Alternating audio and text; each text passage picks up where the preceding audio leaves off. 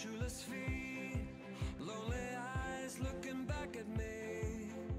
Will we leave behind the innocent to grieve?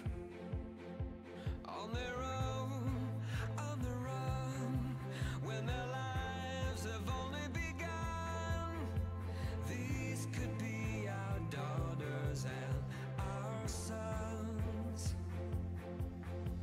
And just like a drum, I can hear their hearts beating. I know my God won't let them be defeated. Every child has a dream to belong and be loved. Boys become kings, girls will be queens, wrapped in your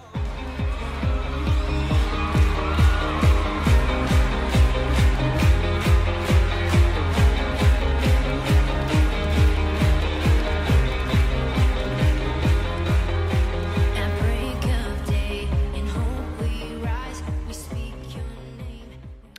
Good morning. Welcome to the King's Report for Saturday, March 17th, 2018.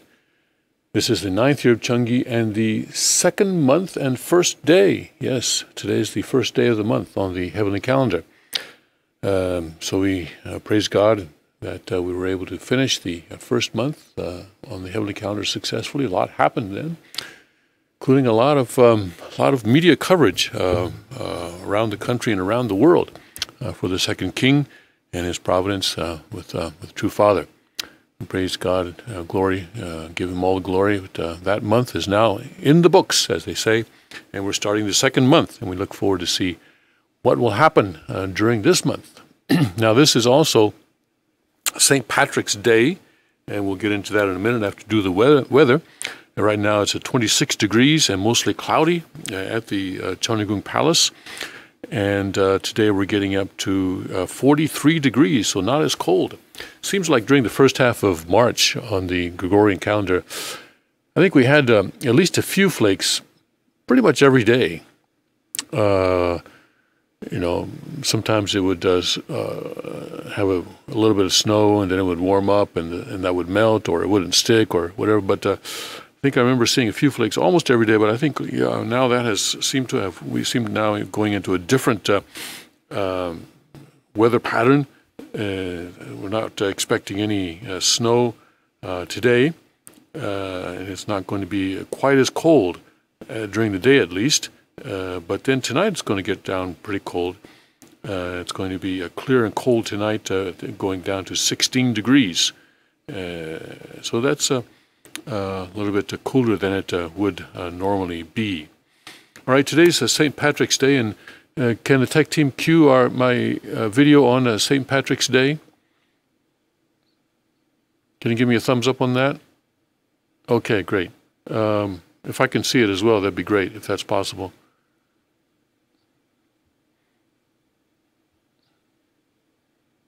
Anyway, this is a video on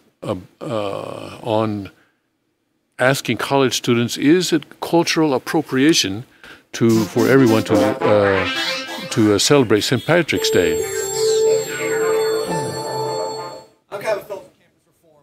With St. Patrick's Day right around the corner, we're here in New York City talking to college students about how they're celebrating and if them celebrating is actually cultural appropriation. What will they have to say? Let's find out. St. Patrick's Day is coming up. What are the first few things that come to mind when you think of the holiday? I think of people getting drunk. I may go to a few bars, I'm not sure. Going out a little bit, maybe hit the parade. I think I'm coming to the city to go to the parade. It's a big drinking holiday. Just people being drunk in the streets, having a good time, going to your local pub. What do you think of when you think of what St. Patrick's Day celebrations look like? A lot of alcohol and like partying and stuff like that of that nature. So do you think that is committing cultural appropriation? What? If you're just using it as an excuse to drink, then I definitely see that as cultural appropriation. I guess it could be perceived as that. I don't like when people do it to my culture, so it's just kind of like, how can I say I don't like people to do it to my culture and then do it to someone else's? Do you think when people celebrate that way that it's cultural appropriation? I honestly don't know. Why are we talking about cultural appropriation for St. Patrick's Day? Yeah. What's your thought on that? I honestly have never really even like thought about it, but like I can definitely see like where they're coming from. It's like everyone just like makes a big deal out of it and like makes it like a day to get drunk when it's like a big deal to them, like a different way. Like that's always really tough. I feel like that's like a really touchy subject. And I don't like to like make an assumption about that when I'm not Irish. Honestly, it might be. Would you be willing to potentially curtail the way you celebrated the holiday to avoid offending Irish Americans? Yeah. Now that, I mean, honestly, if I put my thought into it, definitely. I feel like it should be more like people should talk about it more. It should be something that we talk about. Yeah, I completely agree. I mean, it should definitely be put out there. Not really like educating yourself on like why it's celebrated, then it could be offensive. Okay. Does anyone know why St. Patrick's Day is celebrated, though? Not really. Do you know? Not really, but... So are you allowed to celebrate? What? Are you allowed to celebrate then if you don't know? You could celebrate, but it's just like, you should be educated. What would be your message to an Irish American student on campus that felt offended when they saw people celebrating the holiday and getting drunk and not actually being Irish? We're not bad people. I mean, we don't know a lot about your culture, and we're sorry, but, you know, I don't know. Does that same thing apply for them celebrating cultures that they aren't a part of? Yes, I don't know.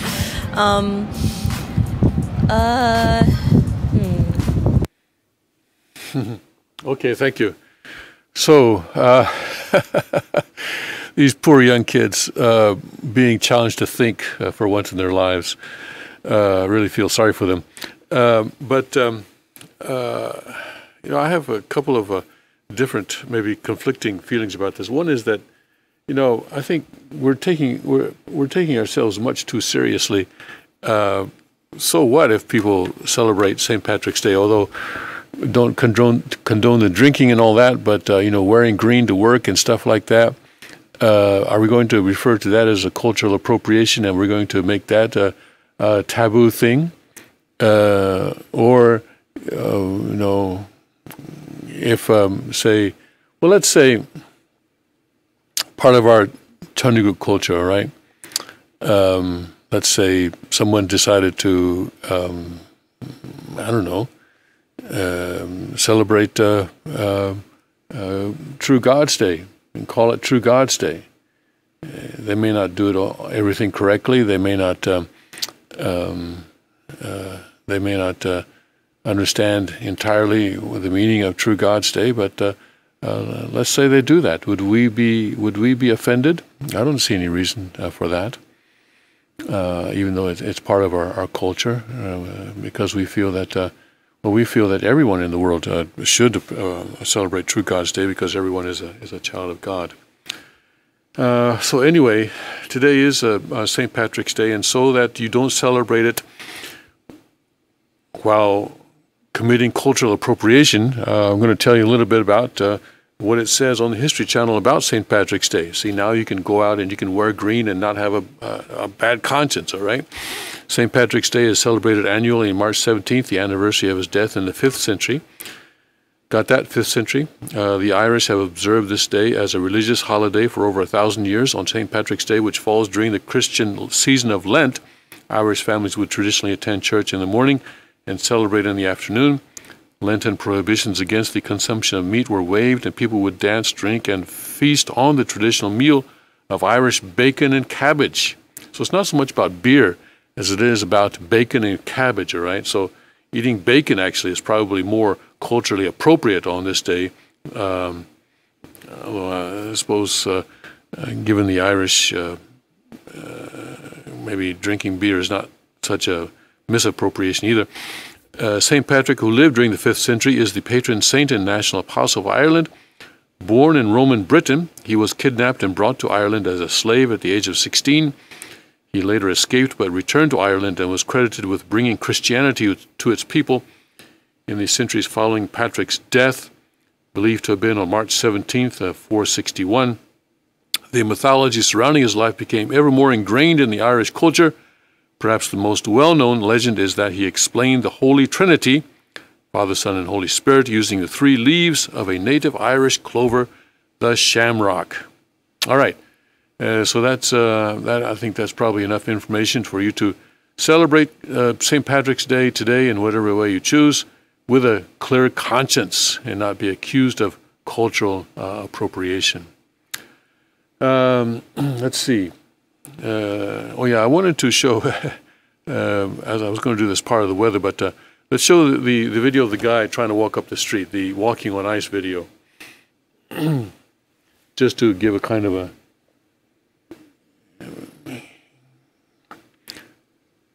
view of what life around here can be like sometimes.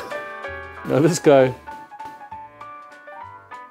I don't know what city this is in, maybe San Francisco or Seattle, one of those places with a lot of hills. Yes, we're looking forward to spring. I'm sure that guy is too. He can't get home or he can't get to work. I don't know why he's trying to climb up that hill, but he's not doing a very good job of it. Of course, you know, you got to be smart. You got to have shoes that have good traction on ice, and there are such thing as that. If you have a smooth soles, you're going to wind up like he is. But anyway, we are all looking forward to spring, and I'm sure none are looking forward to spring more than that gentleman who was trying to climb that hill. Let's, what shall we do? Shall we do our Rimas now? I feel like I would like to do that. All right, let's do the Rima this morning is from 2 Corinthians chapter 4. Therefore, seeing we have this ministry, as we have received mercy, we faint not, but have renounced the hidden things of dishonesty, not walking in craftiness, nor handling the word of God deceitfully, but by manifestation of the truth, commending ourselves to every man's conscience in the sight of God. But if our gospel be hid, it is hid to them that are lost, in whom the God of this world hath blinded the minds of them which believe not, lest the light of the glorious gospel of Christ, who is the image of God, should shine unto them. These verses 1 through 4, I just read, 1 through 4. Let's go ahead and do 5 as well. For we preach not ourselves, but Christ Jesus the Lord, and ourselves your servants for Jesus' sake. These verses impress upon me the importance of being honest about our faith. You know, Peter, really at the most crucial moment in his life, failed to testify to Jesus. That was the time, that was, of course, the moment when Jesus was on trial. And people said, hey, you're one of them too, aren't you? And Peter, of course, denied Jesus 3 times, right at the moment when it was most important for him to testify to Jesus. You know, if Peter had said, yes, I'm with that man. He's my Lord and Savior. He's my master. I followed him for 3 years, and he's a good man. And I'm here to give testimony to that fact. If Peter could have had that kind of courage, that kind of courage in that moment, then Jesus' course on the cross might have been different.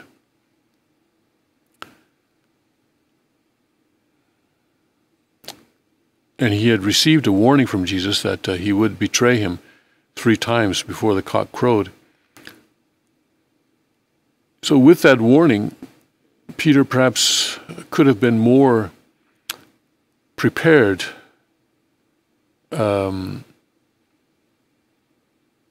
because always, you know, in the Bible, prophecies have 2 possibilities. One possibility supposes that the human portion of responsibility is fulfilled, and the other possibility presumes that the human portion of responsibility is not fulfilled. So with Jesus' warning, if Peter could have, if he were still to go, even with that warning, were to go to the trial, to the place of the trial, and go to the court and hang around there, if he could have gone with the determination that when the time came, that he would not betray Jesus, but that he would testify to Jesus, then the result could have been different. Of course, we were not there, and Peter could say, to us, hey, you don't know what it was like then, and all that. But I think that in our own lives, we have a similar experience, perhaps, where someone may say, hey, I saw your picture in the paper holding an AR-15. What was that all about? Or, even when we receive media interviews, and the reporter questions us about our faith,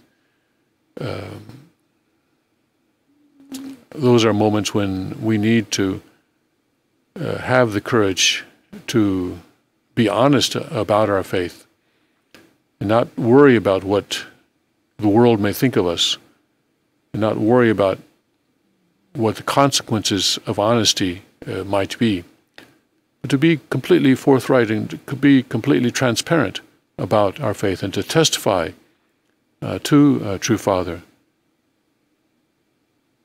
I always think of an email that I received from a former colleague who went with Preston's group, with the Quack group. And in his final email to me before we separated, he told me that he could no longer defend Father.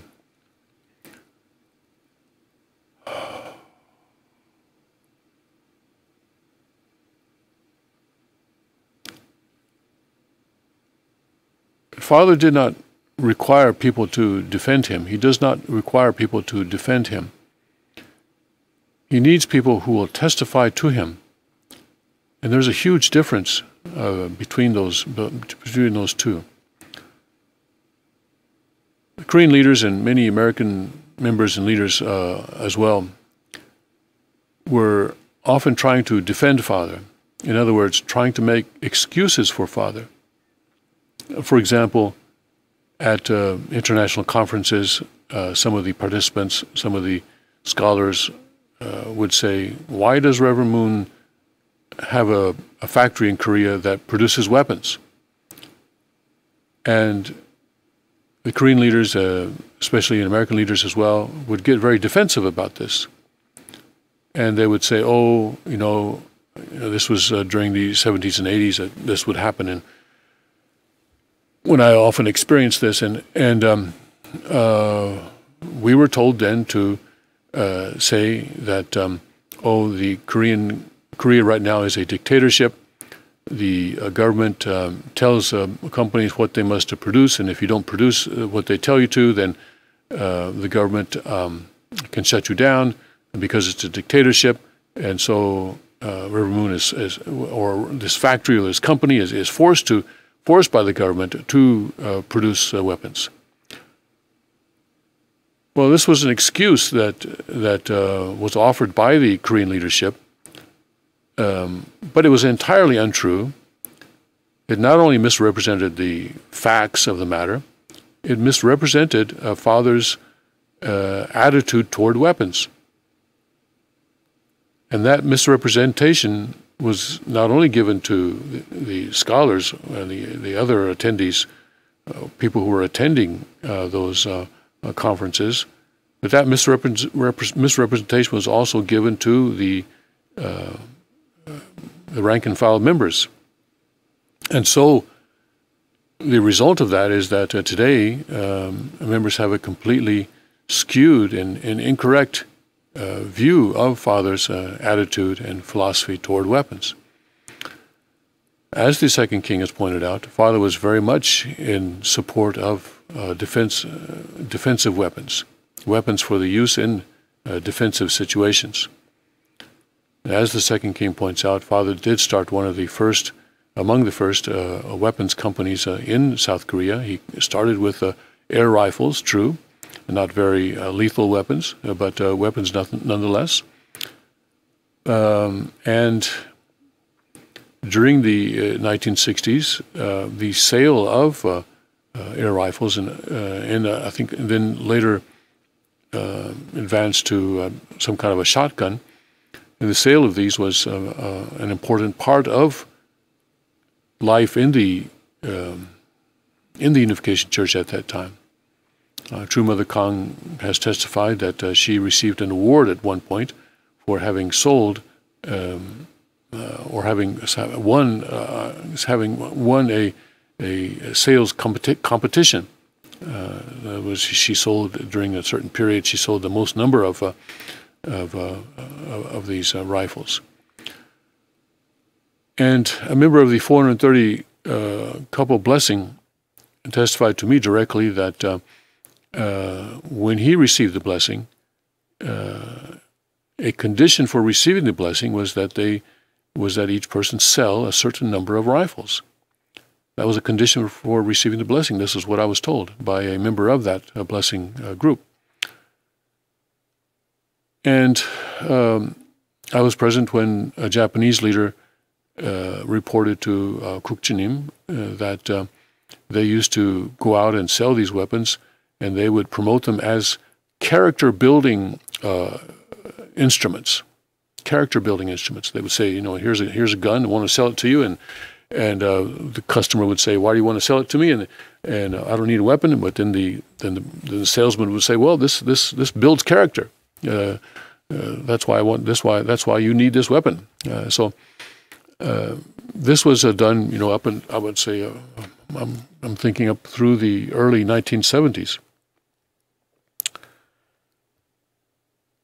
But the early 1970s was about the time that Chohan Kwak really began to gain power within the Korean leadership structure. I first met him when I was in the seminary. When was that? I was in the seminary from 75 to 77. And I can't remember, it must have been rather late in that period, so maybe around the spring of 77, I guess, when I first met him. He was in America at that time on a business visa, I think, a B1 or B2 visa status, something like that. And we did not, he was just a very completely new person. We knew nothing about him.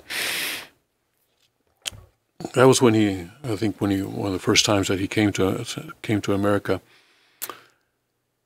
But it seems though that his rise in the hierarchy coincided with a movement away from, or a movement of the organization under Father, not Father himself, but the organization under Father, to a movement away from the idea that weapons are necessary for self-defense, and toward the idea that weapons are bad. All weapons are bad, and that this has nothing to do with Reverend Moon's philosophy, which is incorrect. It was demonstrably incorrect. Father was quite, even after that, Father continued to have pride, first of all, in the development of the Vulcan cannon by Tongil Industries, which was lost in the Asian financial crisis of 97, 98.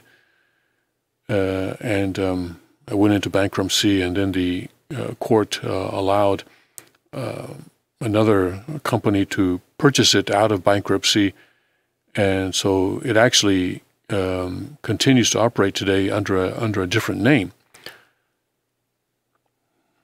And if you look at that new company's website, look at the page on their website where they describe the history of the company. If you go back and if you look at some of the early pictures, you can recognize some of our early members in those early pictures, although they, on that page, they do not give Father or the Unification Church or any credit at all, but they claim that history for themselves. Talk about cultural appropriation. I mean, that's appropriating history. But anyway, so that was a very painful thing that for Father he lost Tongil Heavy Industries in the Asian financial crisis. But up until that point, he was very proud of the fact that Tongil Heavy Industries developed the Korean version of the Vulcan cannon, and there was a whole story about how the president of that company was able to do that. And Father was very proud of that. This is a very powerful weapon. And when Kukjinim developed his pistol, Kukjinim was very interested in weapons from an early age, and he developed and was able to receive 7 patents on pistol design, so that he was able to develop a pistol that could have the similar caliber, but with a smaller size, so that it would fit, so that the same caliber pistol would have a smaller size, and would fit into a woman's purse, for example, more easily. And Father was quite proud of this. And there are, in his words, where he describes Kukjinim's pistol as a weapon of peace, or gun of peace. And he speaks very glowingly about how this can fit into a woman's purse. Although, by the way, it's not a good idea to carry it in your purse. You should always carry your weapon on your own person. But anyway, Father would say how this would fit into a woman's purse more easily, and women could use it to protect themselves. So, Father was always in favor of the defensive use of weapons. And also, another point is that when Kukjinim developed the Strong Korea lecture and showed it to Father, introduced it to Father, gave it to Father, Father was very happy with that. And this talked about Korea's need to develop a better defensive systems, better defensive weapons, to purchase weapons that would be more useful. That was part of it, so that Korea could defend itself against China especially. That lecture was not so much about defending against North Korea, but more about defending against China. So the idea of the rod of iron is a rod of iron being the religious accoutrement in the perfection stage is a natural extension of Father's ministry. It's a natural extension of Father's ministry. And this idea that the Family Federation is trying to spread now, that weapons have nothing to do with their religion, shows again how they have broken from Father's ministry and from Father's tradition and from Father's basic philosophy and religious teaching.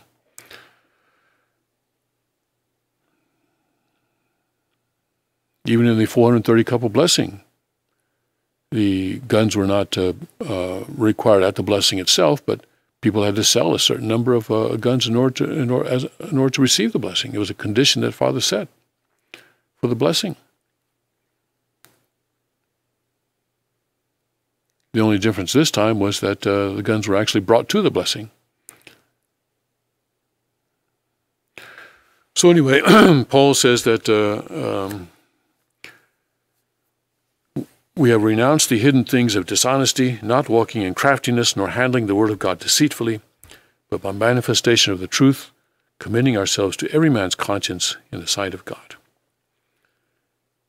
And in 5 it says, for we preach not ourselves, but Christ Jesus the Lord. So it is not, we are not the ones who are doing the witnessing. It is Jesus Christ, it is true Father that is doing the witnessing.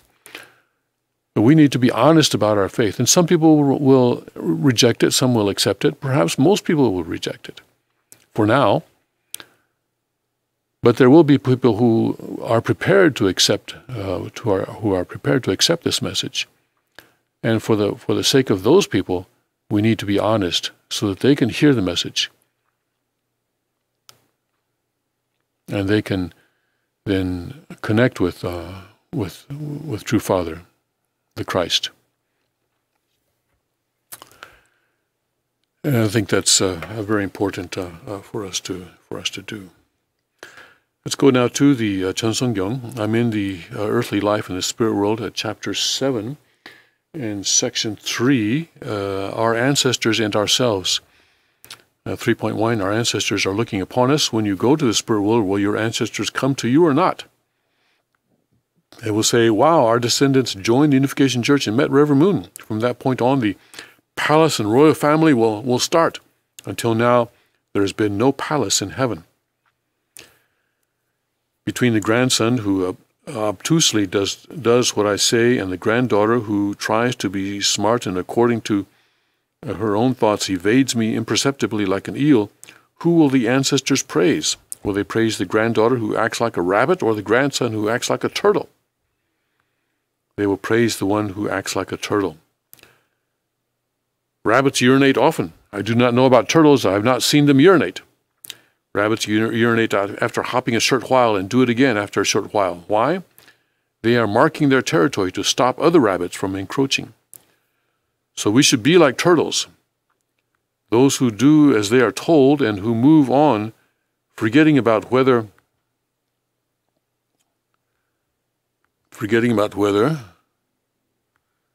it is day or night, oblivious to the passage of time and the seasons, will be welcomed everywhere. All our ancestors in the other world are watching the way you live. There is nowhere to hide. They see everything.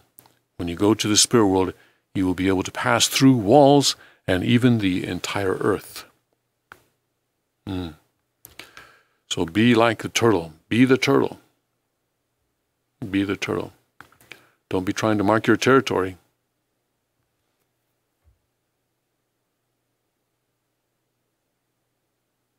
Yeah. All right, so don't be marking your territory. Don't be trying to create your own little clique, but rather always connect with it. I think what Father's saying is that you always have to connect with God's lineage, and always be loyal to that lineage, and not try to create your own separate clique. Of course, we have sovereignty and we have territory, but that territory is always subject to God's sovereignty, always subject to God's sovereignty and to the sovereignty of the King of Kings and to the second King. We cannot have our own territory outside of God's sovereignty, or outside of the sovereignty of the second King of Cheonryuk, or the sovereignty of the king of whatever generation king of Cheonryuk we may be serving. All right, let's take a break now, and we'll come back and we'll start going through the news of the day from a Cheonryuk perspective.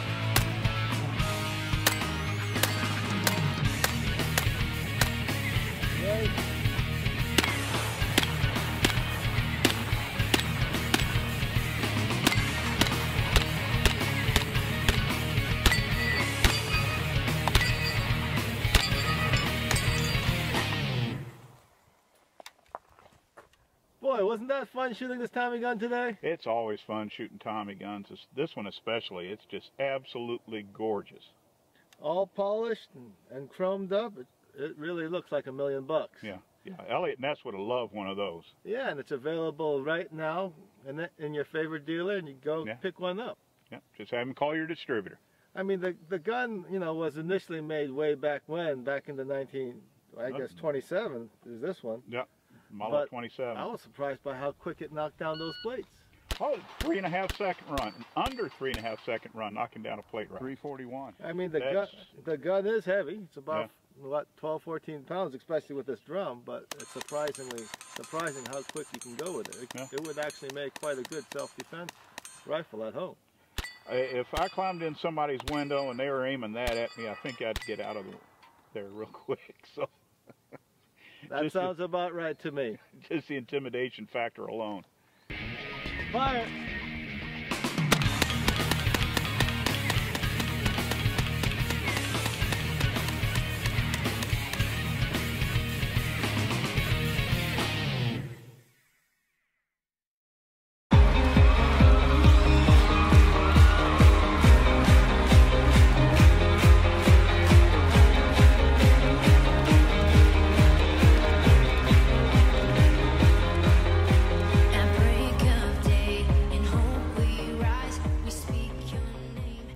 Welcome back to the King's Report for Saturday, March 17th, 2018, the first day of the second month in this year's holy calendar on the 9th year of Chungi. Let's look at a story in the World Tribune. This is written a little while ago, but it's still valid, very much so. It says, don't look now, but Donald Trump is winning the war of ideas. This is an opinion piece by Saul W. Sanders. Don't look now, but Donald J. Trump has won his war with the traditional media and the Hollywood luminaries. In the process, he has left the Democrats gasping for breath and searching for a missing program of action. It will take historians a while to figure out just what happened. But our colleagues in the leading news media continue to carp at every misstep Trump makes, especially those sometimes uninspired uses of the alternative media. The fact is, we have a politician who has learned to use these new communication tools to his advantage, even when he sometimes does so awkwardly. That goes for a lesson to Hollywood's politicians, too, who finally may be learning that while whatever their popularity in their make-believe roles, they are rejected by the general population as authorities on government policy. The naked truth is that neither the leading media titles nor Hollywood luminaries have accepted the fact that a rebellious public decided they would not take the instruction in the 2017 elections from what my mother and a few of her rebellious old lady friends in retirement in Florida used to call the all-right-nicks. They turned down both establishment's candidates. They voted in the outside choice as president, and even as their somewhat tainted continuing opponents' opinion polls suggest, may even have increased their support.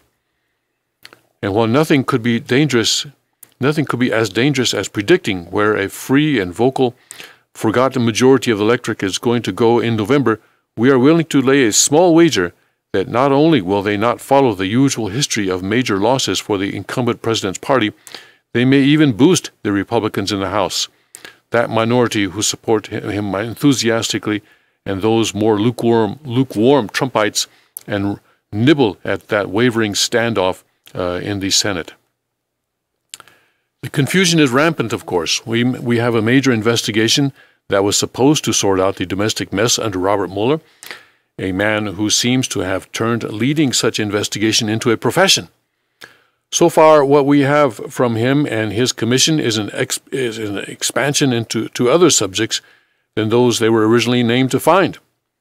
There was no Russian-Trump collusion, but growing evidence to the contrary that there has been a crossing of the palm with silver by the Russians and Hillary Clinton's minions.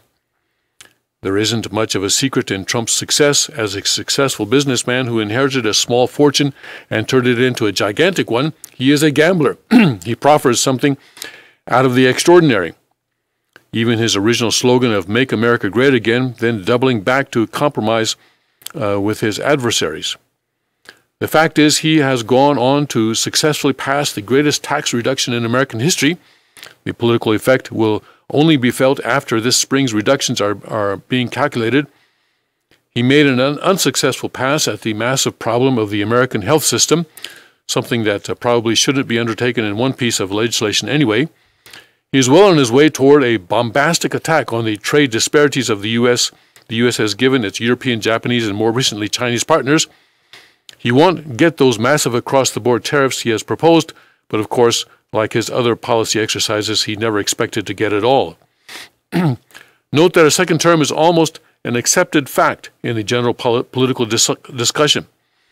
That infuriates and discombobulates his proponents even more, but one the majority of American voters probably now accept. Sooner or later, the president is going to have to turn his full attention to foreign policy. They are not problems which turned up only on his watch, but have been around for a while and festering. First, of course, is what to do about the rogue regime in North Korea, which may be close to getting a transcontinental nuclear-clad missile. That would be an unbearable threat for U.S. domestic security and our role as leader of the free world. It's China's direct and indirect support to Pyongyang that appears to be the Gordian's knot, which will have to be cut, not a small job. And of course, this article was written before President Trump accepted the North Korea's invitation for a summit conference. But it still applies because that summit conference is not a done deal. North Korea still has not confirmed that it did, in fact, invite President Trump. They're still able to walk away, just say, "Hey, the South Koreans misunderstood us. We never said that." They still have that option, so we don't know what's going to happen with that. In the Middle East, the festering mess Washington had faced since the beginning of the post-World War II is worse. Tehran's aggressive revolutionary regime is under domestic pressure, and the U.S. will have to find ways to apply non-military pressure, and sometimes despite our European allies' greedy trade ambitions there. Not the least is the third threat, Vladimir Putin's attempt to pick up the imperial roles of Tsarist Russia and the Soviet Union, already threatening Ukraine and the Baltic states. But then no one ever said the presidency of the U.S. was not a demanding job, even when challenged by an inventive and original Trump, our first businessman to take on America's business as business. It's definitely true that President Trump is not in the mold of a traditional politician. That really angers the traditional politicians. People get the idea that you have to be a certain way in order to get into their profession. That a politician, no one can become president unless they go through the political initiation process. You have to be a governor, or you have to be a senator. You have to be some kind of a politician, some kind of a political role on your resume before you get to be president. This is kind of the accepted theory or among the politicians, and it's almost as if they feel that they are suffering cultural appropriation when someone who is not a politician becomes president. That may be a little bit of what is involved with the current huge backlash against President Trump by the political elite. They say, "Well, he's not qualified. He doesn't have the right resume." Well, of course, the Constitution gives the qualifications for president. You have to be a certain age, and you have to be a natural born citizen of the United States, and then you're qualified. And then you have to win the election conducted according to the way outlined in the Constitution, when that means that you have to have a majority of the Electoral College. And of course, President Trump got all of that, but the politicians can't stand it because it first of all, it just denies their qualifications. They spent their lifetime.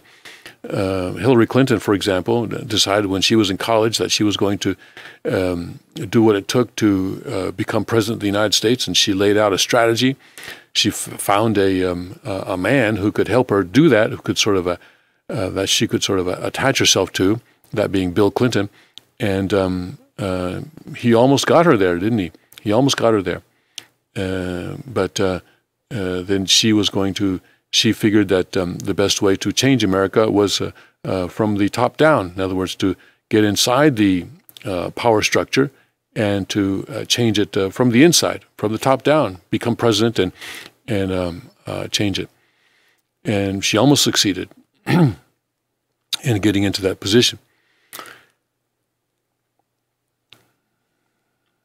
But the fundamental flaw in her philosophy was that a good society, a righteous society, does not come from the top down. It has to come from the bottom up, and that is the fundamental difference between God's idea of kingdom of heaven and Satan's idea of his kingdom of hell. Kingdom of hell, basically, a kingdom of hell is a utopian society that is imposed from the top down. That is the dystopian society. People call it, a secular term for it is dystopian society. The religious term for it would be kingdom of hell, but it's the same thing. Imposed from the top down. So President Trump is giving more power to the American people by letting us keep more of our money so that we can spend it in the way that we want, instead of the government spending it. And he is giving more sovereignty to the American people, and that is the way. That is the way to create a righteous society.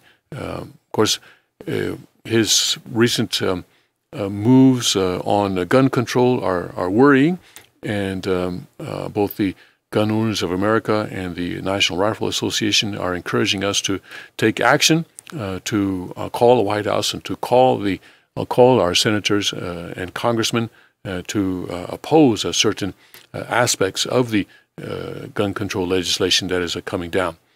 For certainly this idea of taking guns away without due process is something that absolutely has to be blocked. President Trump already seems to have moved away from the idea of age restriction to raise the minimum age for purchasing any firearm to 21. He has wisely moved away from that. But there are other aspects that the NRA points out. Here in the Breitbart this morning, we have a headline. Let's look at this. It begins: Florida residents, firearms and ammunition confiscated. Florida residents' firearms, ammunition confiscated under gun control law. And it says it begins. The guns and ammunition of a 56-year-old Lighthouse Point, Florida resident were confiscated by police in what is reportedly the first such seizure under gun control laws signed by Governor Rick Scott last week. The Orlando Sentinel reports that 4 firearms and 267 rounds of ammunition were taken from the man, and he has, quote, taken to a hospital for involuntary psychiatric treatment, unquote.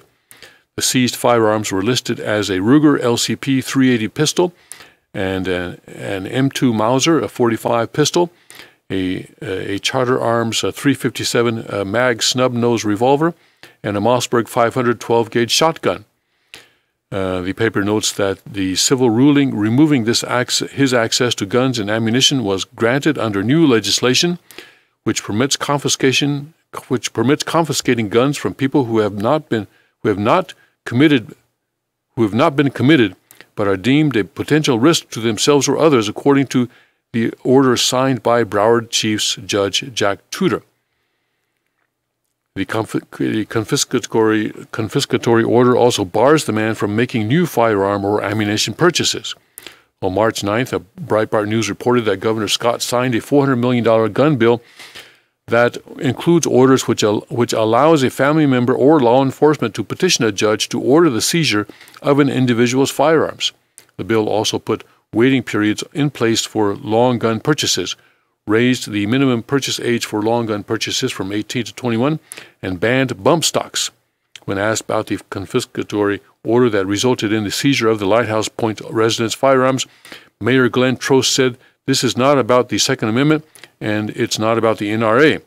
We need common sense gun laws, and this is a common sense gun law that gives police officers new tools they need to help us protect our community."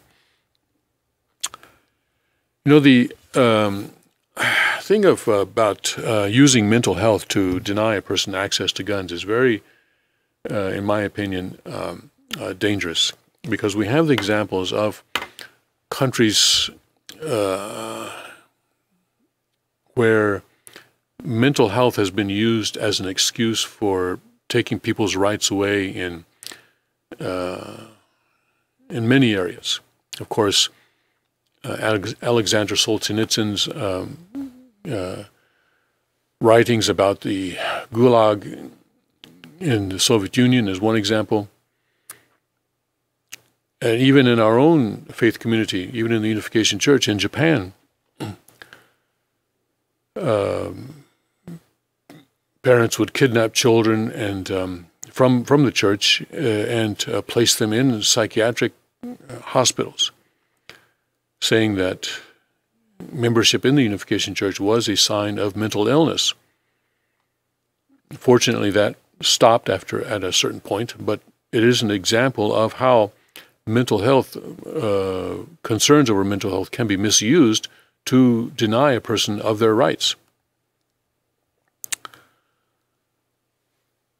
So it is a very touchy area because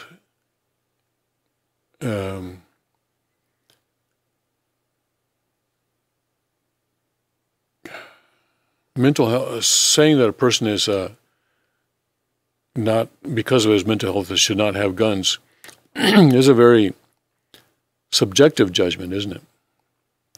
I mean, psychiatry and psychology are very subjective sciences anyway. The reason they cannot draw a clear line, psychiatrists, psychologists cannot draw a clear line where they can say, okay, on this side of the line it's okay to have guns, on this side of the line it's not okay. They cannot give an objective, clear objective standard of when a person is no longer capable of handling guns in a responsible manner. So it comes down to the subjective judgment of the family members and to the judge and to the law enforcement. Now, I might be able to, I could see family members being given that authority, perhaps. And, Father said that all problems can be worked out within the family. And perhaps this would be a case, too, where a family can decide whether their relative is at a point in their life when they are no longer able to responsibly handle weapons, that they could be a danger, that they are a danger to themselves or to others. But to give law enforcement that authority, I think, is a problem, is a definite problem. And because that means that you're giving that authority to the state to decide whether a person is capable of handling weapons or not. That, I think, is apparently what happened here, and that, I think, is problematic and should not be permitted under the Constitution, and certainly not under the Constitution of Cheongguk. The Constitution of Cheongguk gives individuals the right to bear firearms, And it says that right shall not be infringed. And, of course, the USA Constitution also says that right shall not be infringed. I don't know if this man has the ability, or if someone next to him has the ability to take this case to court. It would be a good idea, I think. Perhaps some organization, some legal organization can do a pro bono case on this, because I think this does need to be clarified in court. Does the state have the right to judge a man's mental capacity or a woman's mental capacity and decide on his behalf whether he is capable of handling weapons? What if they say, okay, well, believing in the teachings of Reverend Sun Myung Moon is a sign of mental incapacity, and therefore people who follow that religion are not allowed to have guns. That's not entirely outside the realm of possibility. As I said already, in Japan in the past, not present, but in the past, people were committed to psychiatric hospitals directly as a result to their membership in the Unification Church in Japan. That happened during the 1970s and 80s. So this thing of mental health, it's it's a very, very dangerous thing. Very, very dangerous thing. And I don't like where it's going at all. All right, let's take a break now. Let's take our 5-minute break going up to 6 o'clock, and then we'll come back with more news from a Cheongguk perspective.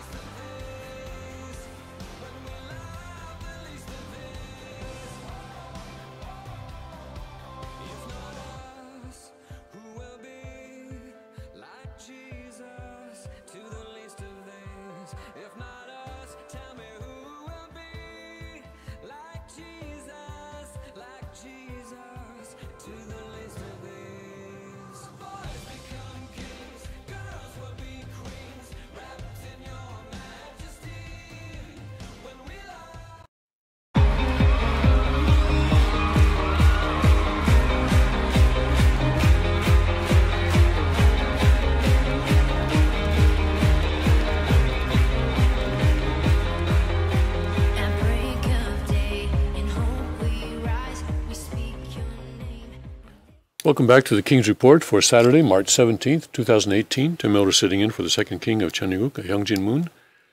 I wanted to go into a couple of stories right now. There's a story in the Wall Street Journal this morning about New York Representative Lou Lee's Slaughter dying. She is one of the leading progressive voices in the House of Representatives in Washington. And she had a fall in her home some days ago, suffered a concussion, and she finally passed away yesterday. And first of all, I want to express condolences to her family and friends. It's never a good thing when someone dies and has to go to the spirit world before they're able to meet the Messiah and form a relationship with Christ. And receive the holy blessing so that they can come into the lineage of God. That's always a tragedy when someone dies in that situation. But I wanted to focus a little bit more on not so much herself and her life or her accomplishments, but more on what she represents in terms of term limits. She died at the age of 88 after serving 30 plus years in Congress. So when I look at that, she was in her 16th term as a congresswoman. 16th term as a congresswoman. When I look at that, I'm reminded that in the Cheongguk Constitution, members of the House are limited to 6 terms of 2 years each. So in other words, they're limited to 12 years. And members of the Senate are limited to 2 terms of 6 years each. So they're also limited to 12 years. And there are even term limits in the Cheongguk Constitution on justices of the Supreme Court. They are also limited to 12 years. So the Cheongguk Constitution has, presidents, by the way, are limited to 8 years as the current U.S. Constitution. There's a very strong emphasis on term limits in the Cheongguk Constitution. Now, the traditional argument against term limits has been, this idea of term limits has come up time and again, and different people have called for it, and especially when they're running for office, they call for it, and then when they get into office, they somehow forget that this is what they won their election on, and they wind up wanting to stay a long time. And it's very rare, it has happened, but it's very rare that a politician will actually keep his word and step down when he promises to step down. And there is an argument against term limits, which some people find attractive and appealing, especially those who are in office find it attractive and appealing. And this argument is that you need specialists. You need people with a specialized knowledge. You need a sort of a body of knowledge and expertise to be there in the House and in the Senate. And people who serve a long time, for decades in the Senate to develop this expertise and this knowledge about policy and about laws, and so they are better able to craft laws and good laws and et cetera, et cetera, et cetera. But in the Cheongguk Constitution, we don't want that. We don't want that. First of all, we don't, in the Cheongguk Constitution, we're not going to value our politicians. We're not going to grade them in terms of how many laws they've passed. Rather, I think we'll be grading them or valuing them based on how many laws that they have gotten rid of. Because over the years, we want fewer and fewer laws.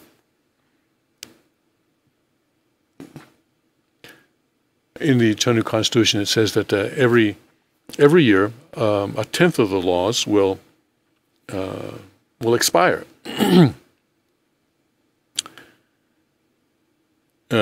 Actually, what it says is that every law will expire after 10 years after it is first passed, and in the beginning, they'll divide all the existing laws into 10 categories, and then 1/10 of them will expire each year. Some of them, of course, will be people will look at it and say, hey, we need to keep this law. Okay, if you need to keep it, pass it again. Renew it, pass it again. But don't have the situation where a law is passed and then it's on the books and it actually stays on the books until you're able to get enough votes to get rid of it. So Louise Slaughter, a New York Democrat in the Rochester area, died yesterday at the age of 88. And there is nothing here that says that she was planning to retire or anything like that. So I guess she was planning to keep on going. She was the oldest member of the House of Representatives.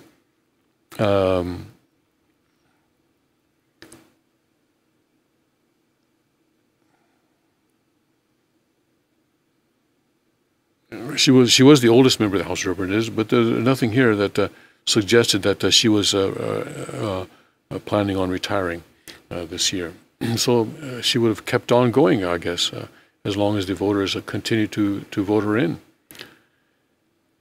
There will be a special election in New York State for her seat. And we'll see who is able to win that, but that will be a local situation there in New York. All right, let's look at another Wall Street Journal article on why Russian people, especially the young people in Russia, are backing President Putin so strongly.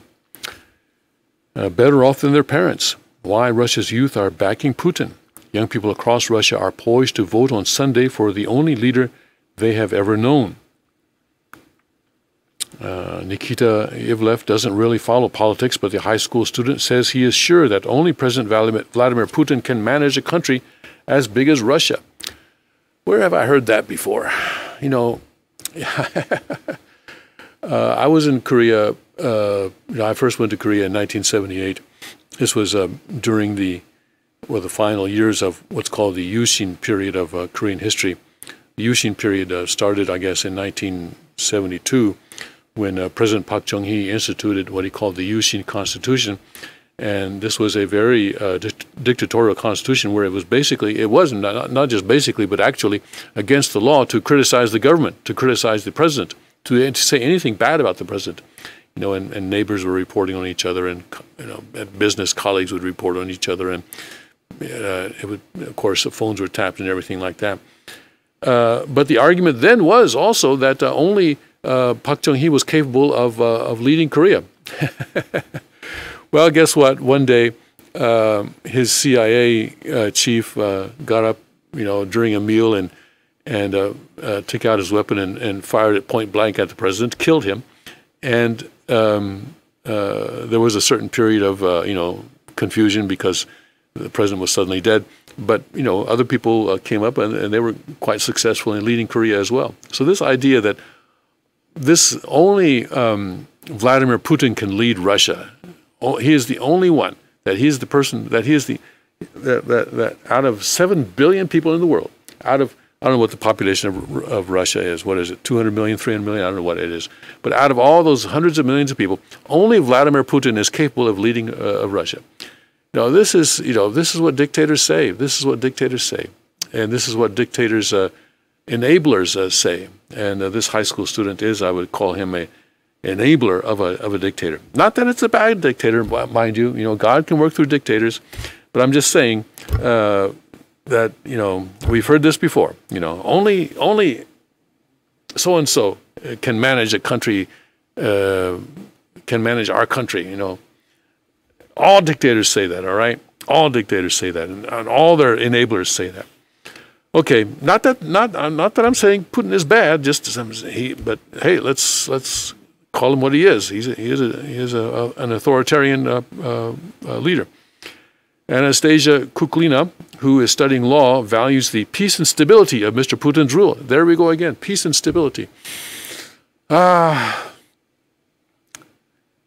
thing with freedom is that it's sometimes not so peaceful and not so stable, but it's what we are innately created to yearn for, freedom, all right?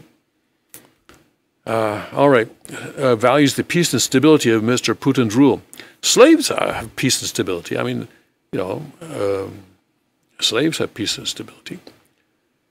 Anyway, she values the peace and stability of Mr. Putin's rule and is thrilled with new shopping malls in her hometown.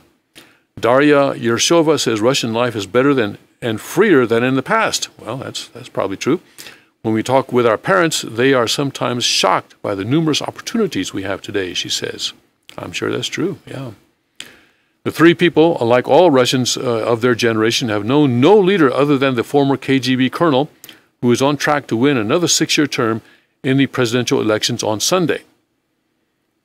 Over the course of their lives, Mr. Putin has transformed Russia from an, at times, chaotic democracy to an authoritarian state. He has written a new social contract that offers citizens far better living standards and restored swagger on the world stage while limiting political freedoms.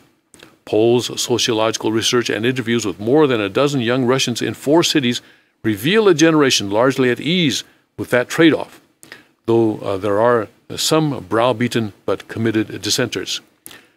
You find this in other countries too. Singapore is an example. Singapore is an authoritarian country. It's a rich authoritarian country. I would not call them free. Economically, I think they are free. But socially, politically, I would say that they're not free. China is an obvious example. The Chinese Communist Party boasts that they have lifted hundreds of millions of people out of poverty. Well, there are still many more hundreds of millions of people who are still in poverty, but still, they say that, and many Chinese people look at that and say, yeah, if it weren't for the Chinese Communist Party, we might still be in poverty, and so therefore we support, or at least we allow the Communist Party to limit our freedoms on the internet and otherwise in return for this peace and stability. This peace and stability thing is a very dangerous thing, I think, because people are tempted to give up freedom for the sake of peace and stability. They're willing to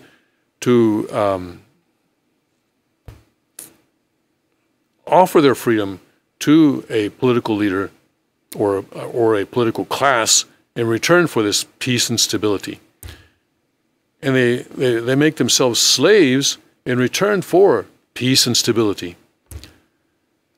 But that's not Chanyuga. That's not the kingdom of heaven. That's not the kingdom of heaven. Of course, there will be peace and a great deal of stability in the kingdom of heaven. But the process of getting there, though, is not going to be so peaceful. It's not going to be so stable. A lot has to change, and a lot will change. And if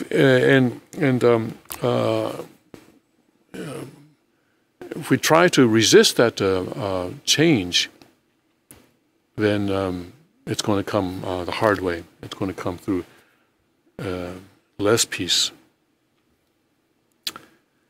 Let's see. Committed dissenters. Russia's young adults are mostly disengaged from politics, broadly supportive of Mr. Putin, and primarily focused on their own lives. Well, that's, of course, true in just about every country. They are largely satisfied with their lot and aware that they are living better than their parents. No one's bothering me. No one is confiscating my apartment, my bread, so everything's fine, said Mr. Ivlev, who lives in the industrial city of Chelyabinsk, east of the Ural Mountains. Politics doesn't interest me. Mr. Putin's approval rating among those in their late teens and early 20s is 86%. 86%, higher than in any other age group, according to a December survey by independent pollster Levada Center. 2/3 of people aged 18 to 24 believe Russia is heading in the right direction, compared with the national average of 56% the survey shows. That youthful support underlines the durability of Mr. Putin's political model as he approaches what, according to the Constitution, should be his final term. young people are more satisfied with life. They are better educated, have more opportunities, support from parents, said Denis Volkov, a Levada Center sociologist. Stagnating oil prices have caused living standards to drop since 2014, but they remain considerably higher than when Mr. Putin came to power. A further deterioration of the economy burdened by U.S. sanctions could undermine Mr. Putin's bargain and fuel support for opposition figures such as anti-corruption blogger Alexei Navalny, who has been barred from running in Sunday's vote. If the mood in society worsens, they will be swept along by that, Mr. Volkov said. But for now, though, most young people are busy with other things. In the prosperous Siberian oil city of Tyumen, 20-year-old Irina Melnikova competes in singing competitions, collects knitted scarves for the elderly, and trains dogs as guards and for shows. One place she is sure she isn't needed is in politics. There are people who work especially in the realm of politics. Let them do their job, said Ms. Melnikova, who has a round face and a ready smile. Well, that's not the attitude we want in Cheongguk, to say that there are people who work especially in the realm of politics, let them do their jobs. So politics is not a separate career. You know, you become a doctor, you become a lawyer, or you become a politician. No, that's not the vision that we have for Cheongguk. The vision that we have in Cheongguk is that you become a doctor, you become a lawyer, you become a salesman or whatever, and then you offer some of your time to help govern the country. So being in politics is a part-time job. It is a part-time job. Because sovereignty lies in the local areas and especially in the family. So the higher up the ladder, or higher up the hierarchy you go, from the local area to the county, to the state, to the federal government, the higher up you go, the less there should be to do. That's exactly opposite of what we have in the United States today, and in, I would say, probably all countries, where the people who are at the federal level, at the national level, are the busiest. They're the ones who wield the most power. So they are handing out the most money, whereas people on the local level, you know, are maybe some local citizens who have very little power and have to listen to what the state tells them to do. So it's opposite of what the Cheongguk would do. That's why we say that the Cheongguk kingdom, it's a kingdom, but it's a kingdom of kings. It is a kingdom of kings. And we need to think of that very seriously, what that actually means. It means that the sovereignty will be in the family and in the local communities. So you don't have a separate political class. You don't have a separate career path in politics. That's not a career path, all right? Shouldn't be a career path. So this Ms. Melnikova, of course, it's not just her. This reflects the concept that probably the vast majority of the people in the world today have. But that needs to be changed. That needs to be changed, because we need to be the owners of Cheongguk. Huh? That phrase at the beginning of each stanza of the family pledge is very, very important. Cheongguk 주인 우리 가정은, our family, the owner of Cheongguk. That phrase has a tremendous power and tremendous meaning. And we need to think very deeply about what that means. What that means. Oh, by the way, before I forget, in Pennsylvania, we have a primary election coming up on May 15th, and the deadline for registering for that election, if you want to vote that day, which you should want to vote, is April 16th. So make sure that you are registered. If you have moved in the last 2 years, make sure that you re-register at your new address. All right? Young in other states also, please look up your primary election date and make sure that you take part in that, because doing that is, this is not Cheongguk yet, but I think it's important for us to do that as a way of training ourselves, training our minds, training our consciousness to be involved in the governing of our society. And even if you have to go in there and vote for candidates who are unopposed in some cases, it's still an important thing to do that, I think. And so, as in the United States, primary elections are being held throughout the country this spring. So let's make sure that we participate in those. Anyway, back to Russia. Young adults are more mobile than previous generations and often move to larger cities in search of better opportunities. Miss Melnikova moved from her hometown, where temperatures can fall to minus 76 degrees Fahrenheit in the winter, and the ground turns to swamp in the summer, to Tumen to pursue her dream of training dogs for rescue workers or working with dogs in conflict zones. Alexei Nefyodov, a 20-year-old who works in sales for an information technology company, completed vocational school in his impoverished hometown, then jumped on a bus the next day for Chelyabinsk, a regional capital. One support for such movement is a new state exam that has made it easier for children from out-of-the-way places to secure spots at good universities.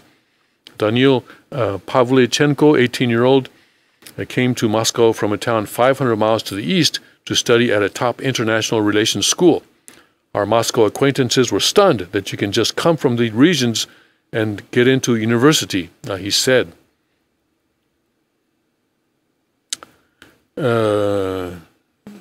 Many say their lives are better than their parents. At around the same age in the 1990s, after the collapse of the Soviet Union, Mr. Ivlev's mom has told him she would rise at 6 a.m. to stand in line at food stores trying to procure milk and bread. Shortages meant latecomers would find shelves bare apart from cans of pickled seaweed.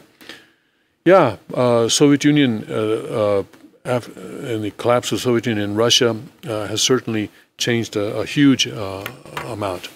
I was in Moscow twice, 89, I guess, December of 89, I think, was the second time I was there.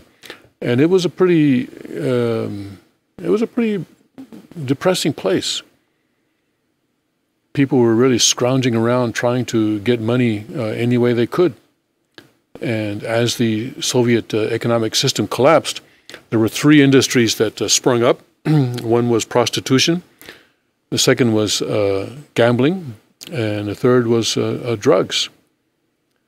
And those were basically the main industries that I saw active on the Moscow streets. I think I go driving down a main boulevard in Moscow, and there'd be a casino in just about every block. I remember seeing that. So yeah, things have changed a great deal since the Soviet times, since the collapse of the Soviet Union and the collapse of the socialist economic model.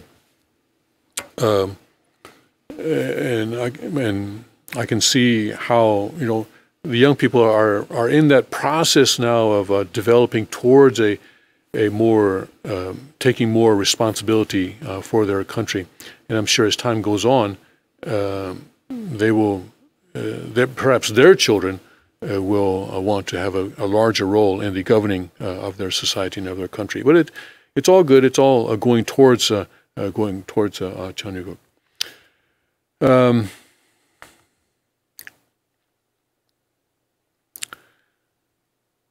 Here's a concerning article, perhaps worrisome article, that shows how countries in the West, meanwhile, are going or China as well, going in the opposite direction.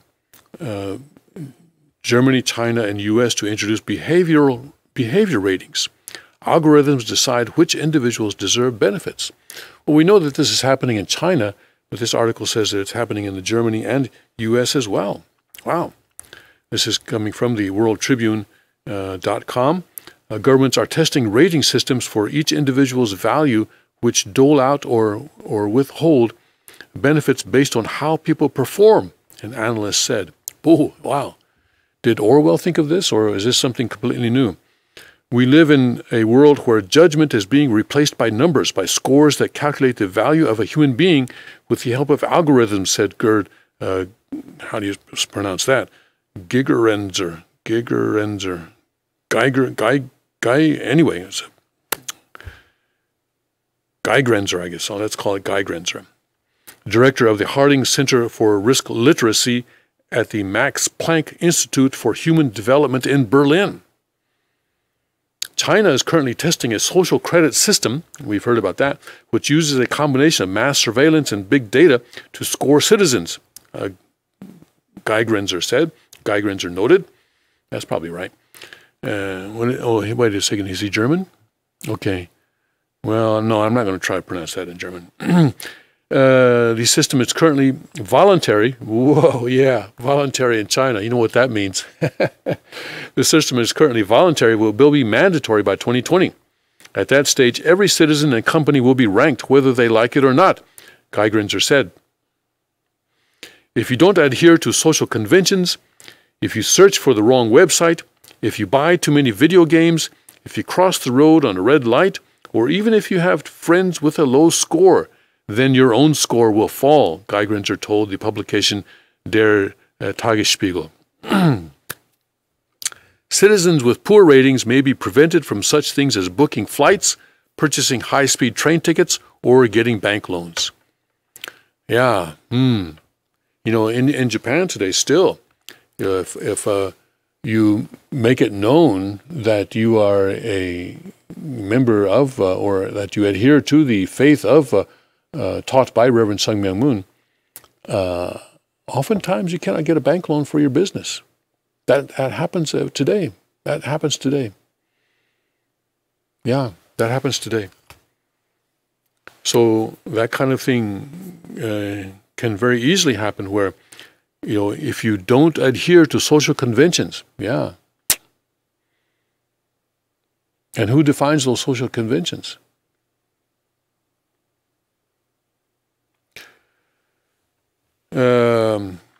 Let's see. Should your score fall too much, your children won't be able to go to the better schools, and many other limitations will apply, Geigrenzer said. Or I could see where they might even take your children away from you. Say, no, the children belong to the state. The children deserve to have parents with high scores.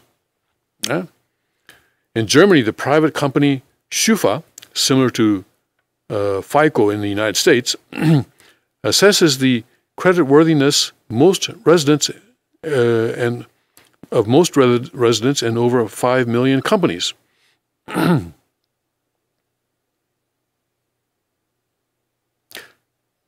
Schufa rating is required to be produced by any German wanting to rent a house or get a loan. The score can be lowered if you happen to live in a low-rent neighborhood or even if a lot of your neighbors have bad credit ratings, the analyst said. As a warning against relying on such systems, Geigrenzer pointed to the U.S. system Compass, a recidivism prediction algorithm which was developed to help judges with sentencing by looking at defendants' criminal histories and then predicting what likelihood there was of their committing more crimes. The algorithm turned out to be wrong in over a third of the cases. In recent experiments, ordinary people with no experience in the field did a better job of telling offenders' fortunes than the algorithm could, Geigrenzer noted. It would be tragic if somebody's life was destroyed just because others put blind faith in a commercial algorithm, Geigrenzer said. If we don't do anything, then one day a corporation or a government institution will pull all the information from the different data banks together and come up with a social credit score, Geigrenzer warns, and at the end we will be in the same state as the Chinese. At the moment, we are investing billions in digital technologies when we should be investing just as much in digital education so that humans are aware what algorithms can or cannot do. We cannot just stand by as they are used to change our minds and our societies.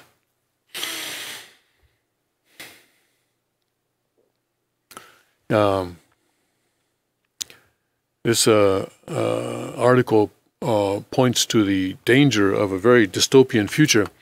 As I say, kingdom of hell on earth is very possible in coming. That when everything that we do right now is being tracked, our movements are being tracked, our friendships are being tracked, our interests are being tracked. Facebook and Google may know more about me than anyone else in the world, anyone other than God himself. I think God still has an advantage over them, but they probably know more about me than anyone. They may know more about me than I know about myself. So what they do with that information can be very, very critical. Of course, there are privacy policies, this, that, and the other, but, we don't trust those. Every once in a while, they will send us a new privacy policy. Oh, guess what? We've changed our privacy policy. If you want to continue using our service, you have to approve this. So how do we counteract that? How do we counteract that? Well, let's hope that we can build Cheongguk quickly as possible, so that we can build a society that is where families have sovereignty and where families have ownership over Cheongguk, and not these huge companies or state or huge companies. These companies are really taking the place of the government in many cases, and the Amazon now provides cloud to the CIA. It provides cloud computing to now it's in the process of providing cloud computing to the Pentagon, and it's spreading its influence over our society more and more and more. It's quite a dangerous thing that is happening. Right, let's take a break now, and we will come back with more news from a Cheongguk perspective after this.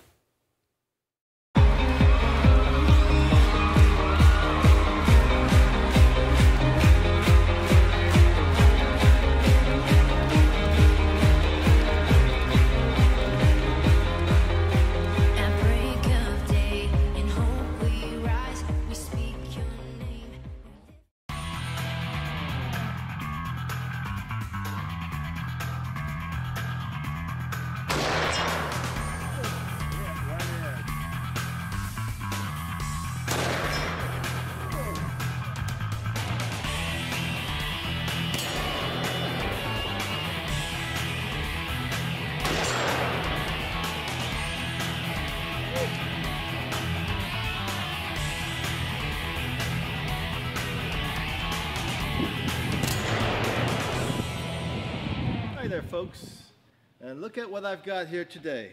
My God, take a look at this. This is a BFR in 454 Casul with an octagonal barrel, magna porting, micarta grips. And look at that, it even has my initials on it, JM. Look at that thing of beauty, my God. Pop open the cartridge insertion door, and look at that cylinder spin. The finest revolvers in the world.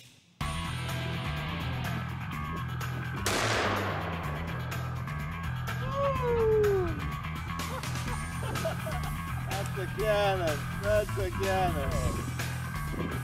Oh, man.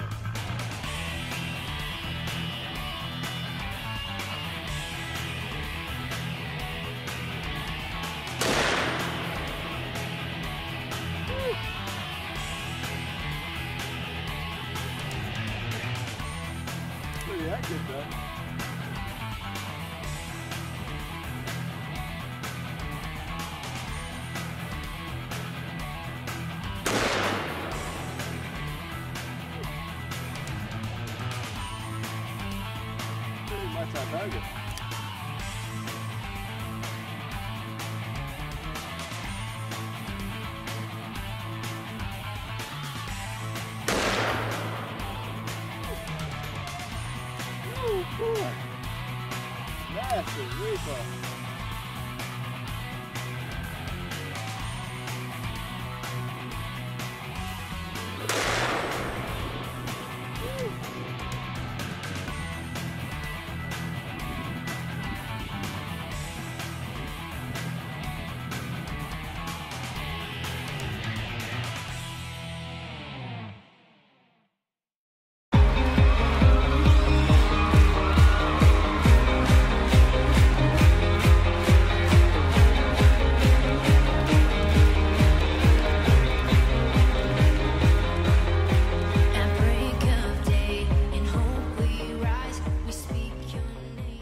Welcome back to the King's Report for Saturday, March 17th, 2018.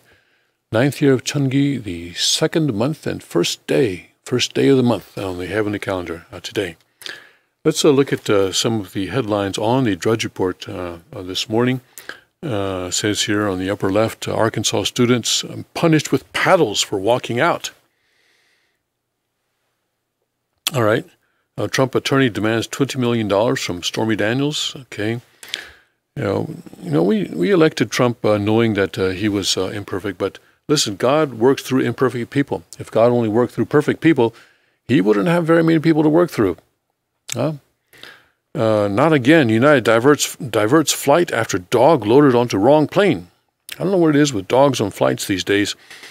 I think in most cases they go well. I know my daughter transported a pet dog from East Coast of the United States to East Asia, and that went well. I think in most cases it probably goes well, but for some reason we have these dogs on planes as situations that are coming into the news these days. Fist fights, nude masturbation, dead pets. What's going on with airline travel? National debt hits $21 trillion, goes up and up and up. And I don't think there's any way that we can stop it until it finally crashes. Just depends on when the crash is going to happen. A DC guessing game, who gets axed next? Place your bets. Leaked chief of staff accuses president of chaos. Tillerson was on the toilet when he was told of getting dumped. Okay. Clean freak gorilla walks on two legs, can't stand dirty hands. Let's see if he turns into a human being. He's still a gorilla. I mean, he hasn't evolved from one species to another. You know, an evolution within a species happens, you know, and we see that, and that's obviously takes place. But when evolutionists say that, oh, you can jump species, you can go from, for example, if this gorilla starts programming computers, then we'll start worrying about maybe evolution might be true after all. But until then, he's still a gorilla, or she, I don't know which it is. It, let's call it an it. It's still a gorilla. A woman nearly dies of blood clots after staring at phone for 20 hours straight. Okay, this tells us that some people have too much time on their hands. That's basically what that story is about. Nancy Pelosi loses breath, suffers brain freezes, repeats words. Baby beaten to death with Bible during exorcism. You know, people will use that kind of an incident to denigrate all religious faith and belief. But what needs to happen there is that people doing the exorcism need to understand the spirit world better. Yes, there is a spirit world, and yes, there are evil spirits, and yes, evil spirits do attach themselves to physical human beings, and yes, there are physical human beings who come under the control of evil spirits and do various bad things as a result. But the exorcism as taught by the Catholic Church, and this is a formal sort of a vocation, by the way, in the Catholic Church to be an exorcist. But the Catholic Church teaching is very rudimentary or very basic level, and there are other ways. There are much better ways to deal with these evil spirits. And by the way, the best way to deal with the evil spirits, and we all have, you know, evil spirits trying to invade us. Best way to deal with evil spirits, by the way, the best weapon to use against evil spirits is the Word of God. It is the Word of God, the spoken Word of God. To read the Bible out loud, or to read a True Father's words out loud, that is the best weapon. Remember, this is the weapon that Jesus used in the wilderness when Satan tempted him. Go and read that.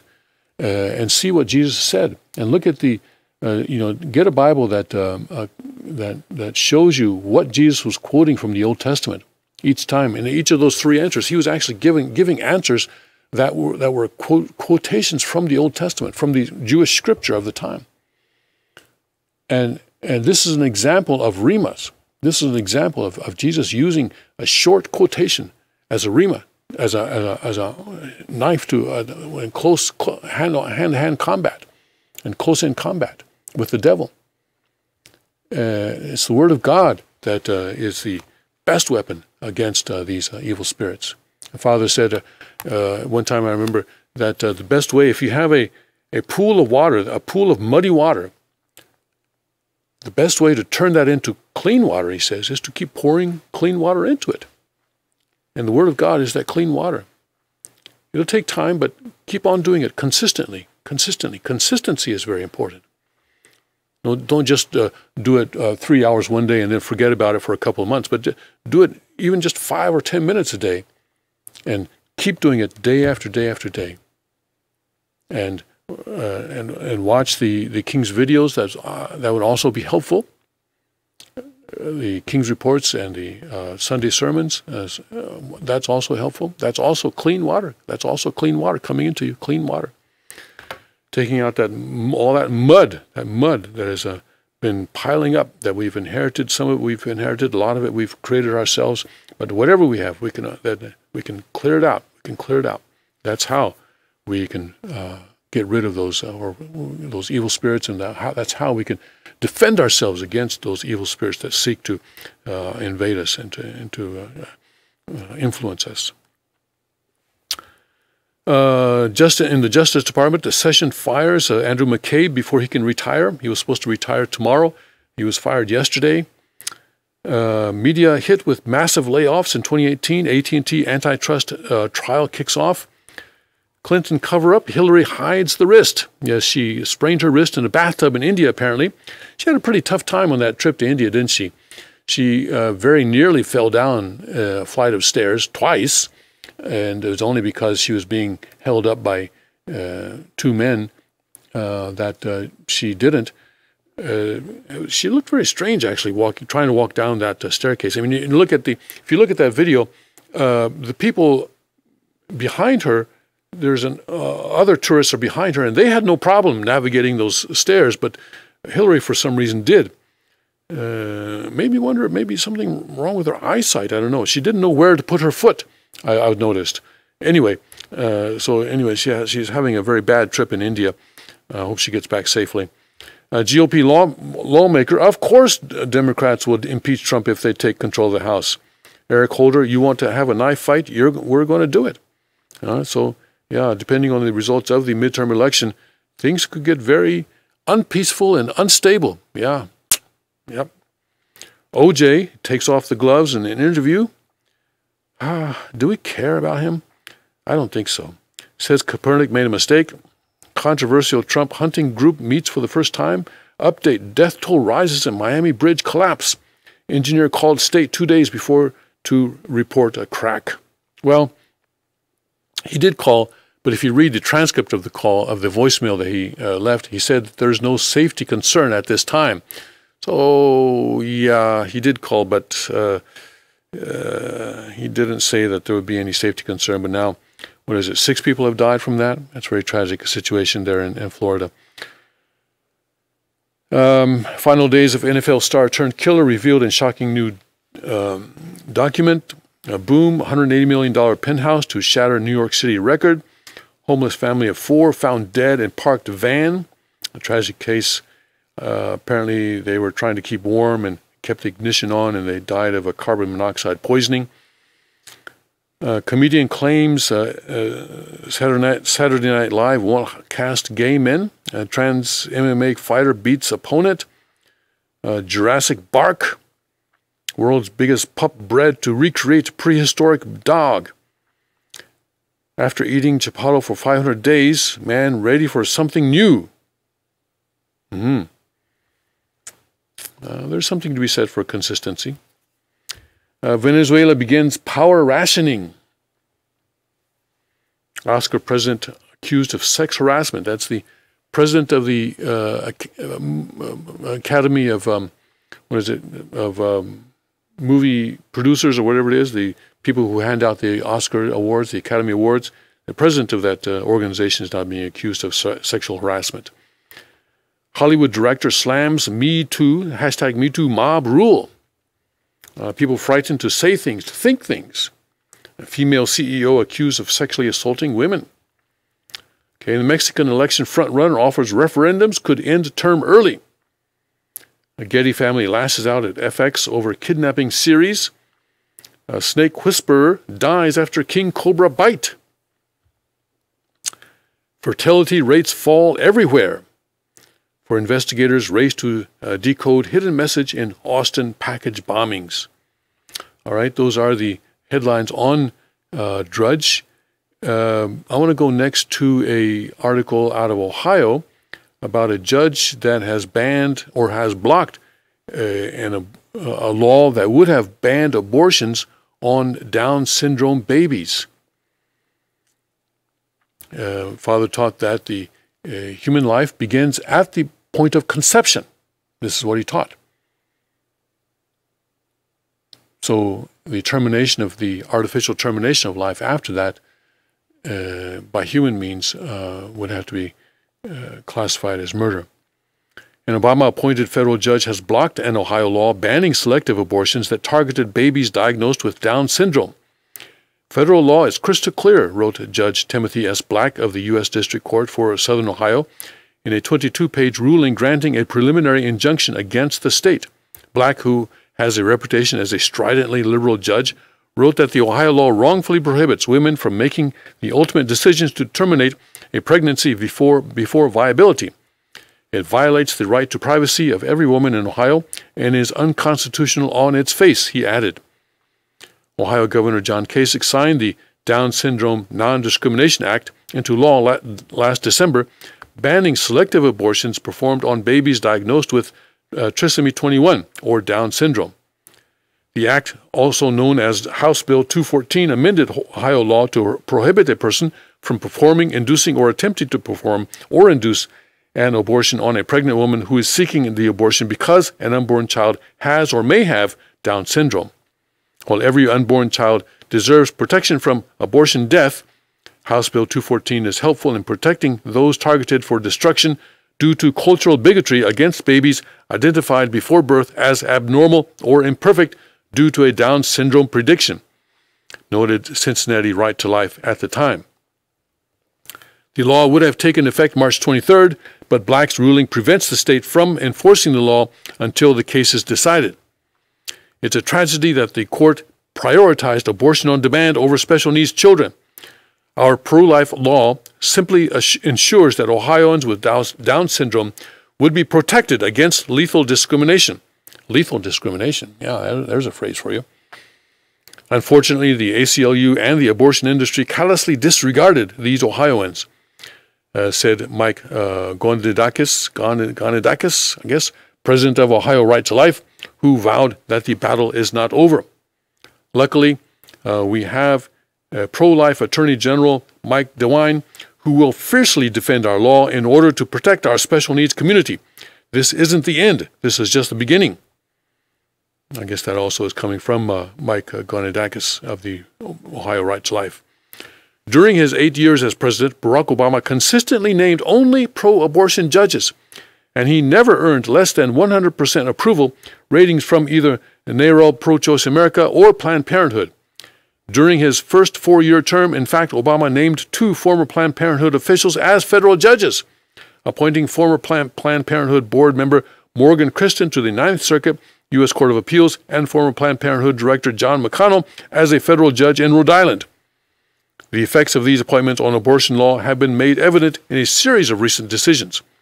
For example, in 2016, Indiana passed a state law banning gender-selective abortions and those based on a prenatal diagnosis of disabilities such as Down syndrome, but the law was blocked by another Obama-appointed federal judge following a lawsuit brought by abortion giant Planned Parenthood.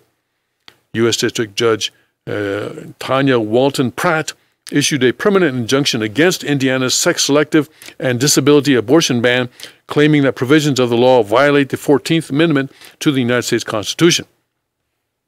In her decision, Judge Pratt defended sex-selective and disability-based abortions, stating that it is a woman's right to choose an abortion that is protected, which, of course, leaves no room for the state to examine, let alone prohibit, the basis or bases upon which a woman makes her choice. The right to a pre-viability abortion is categorical, regardless of the particular motivation that impels a woman to seek it, Pratt declared. In his ruling, Black echoed the reasoning employed by Judge Pratt. The state cannot dictate what factors a woman is permitted to consider in making her choice, he wrote, saying that the Ohio law violates a woman's right to choose in clear derogation of federal law. The case will now go to the U.S. Court of Appeals for the Sixth Circuit, one of the most conservative appeals courts in the nation. The Sixth Circuit's current conservative orientation is due in large part to President Donald Trump's having already appointed 3 judges to it, said Breitbart News senior legal editor Ken Kulkowski, who served as a law clerk to the former chief judge of the Sixth Circuit, Judge Alice Batchelder, I guess that is. No federal appeals court in the nation has seen more confirmed appointments than the Sixth Circuit, and is soon to be followed by a 4th nominee pending in the Senate, as well as a 5th nominee expected soon, Kulkowski said, adding, the Sixth Circuit shows how consistent President Trump has been in keeping his campaign promise to appoint originalist judges who follow the Constitution as it is written. All right. So that is the article on the Ohio judge that has blocked the law that would have banned abortions on babies in the womb who may have Down syndrome, have or may have Down syndrome. So this law would have allowed these babies to be born without being killed in the womb. The judge has blocked it so that the killing of these babies in the womb can continue for the time being until the case has a time to go through the court. This is an injunction that was issued. It's not a final decision on the law itself, but it's an injunction against enforcing the law. So much evil in the world is going on, but there are forces of goodness, though, that are more and more being energized to fight this. Let's see what this thing about McCabe is all about. Andrew McCabe. He worked for the FBI, but he's in trouble now. And Attorney General Jeff Sessions, acting on the recommendation of the FBI's Office of Professional Responsibility, fired former FBI Deputy Director Andy McCabe Friday. By dismissing McCabe, who was set to retire at the end of the month before Sunday, Sessions may have jeopardized McCabe's ability to draw a pension. Speculation Sessions might make his move has stirred since the Department of Justice Inspector General's report, which is yet to be publicly disclosed, was reported to have recommended McCabe to be fired over his handling of press disclosures during the investigation of the Clinton Foundation. The Office of Professional Responsibility, upon reviewing the IG's report, issued a recommendation to fire McCabe. Attorney General Sessions issued the following statement announcing his decision. After an extensive and fair investigation, and according to the Department of Justice procedure, the Department's Office of the Inspector General provided its report on allegations of misconduct by Andrew McCabe to the FBI's Office of Professional Responsibility. The FBI's OPR then reviewed the report and underlying documents and issued a disciplinary proposal recommending the dismissal of Mr. McCabe. Both the OIG and FBI OPR reports concluded that Mr. McCabe had made an unauthorized disclosure to the news media and lacked candor, including under oath, on multiple occasions. Lacked candor means he lied. The FBI expects every employee to adhere to the highest standards of honesty, integrity, and accountability. As the OPR proposal stated, all FBI's employees know that lacking candor under oath results in dismissal and that our integrity is our brand. Pursuant to Department Order 1202, and based on the report of the Inspector General and findings of the FBI Office of Professional Responsibility and the recommendation of the Department's senior career official, I have terminated the employment of Andrew McCabe effective immediately. McCabe reportedly already had stepped down from his number 2 spot at the FBI following the House Intelligence Committee's review of a memo dealing with, among other things, McCabe's handling of a Foreign Intelligence Surveillance Court warrant application. And then McCabe has responded with a statement. He says, this is McCabe, "I have been an FBI special agent for over 21 years. I spent half of that time investigating Russian organized crime as a street agent and supervisor in New York City. I have spent the second half of my career focusing on national security issues and protecting this country from terrorism. I served in some of the most challenging, demanding investigative and leadership roles in the FBI, and I was privileged to serve as deputy director during a particularly tough time. For the last year and a half, my family and I have been the targets of an unrelenting assault on our reputation and my service to this country. Articles too numerous to count have leveled every sort of false, defamatory, and degrading allegation against us. The president's tweets have amplified and exacerbated it all. He called for my firing. He called for me to be stripped of my pension after more than 20 years of service. And all along we have said nothing, never wanting to distract from the mission of the FBI by addressing the lies told and repeated about it. No more. The investigation by the Justice Department Office of an Inspector General has to be understood in the context of the attacks on my credibility. The investigation flows from my attempt to explain the FBI's involvement and my supervision of investigations involving Hillary Clinton. I was being portrayed in the media over and over as a political partisan, accused of closing down investigations under political pressure. The FBI was portrayed as caving under that pressure and making decisions for political rather than law enforcement purposes. Nothing was further from the truth. In fact, this entire investigation stems from my efforts, fully authorized under FBI rules, to set the record straight on behalf of the Bureau and to make it clear that we were continuing an investigation that people in DOJ opposed. The OIG investigation has focused on information I chose to share with a reporter through my public affairs officer and a legal counselor. As deputy director, I was one of only a few people who had the authority to do that. It was not a secret. It took place over several days, and others, including the director, were aware of the interaction with the reporter. It was the same type of exchange with the media that the deputy director oversees several times per week. In fact, it was the same type of work that I continued to do under Director Wray at his request. The investigation subsequently focused on who I talked to, when I talked to them, and so forth. During these inquiries, I answered questions truthfully and as accurately as I could amidst the chaos that surrounded me. And when I thought my answers were misunderstood, I contacted investigators to correct them. But looking at that in isolation completely misses the big picture.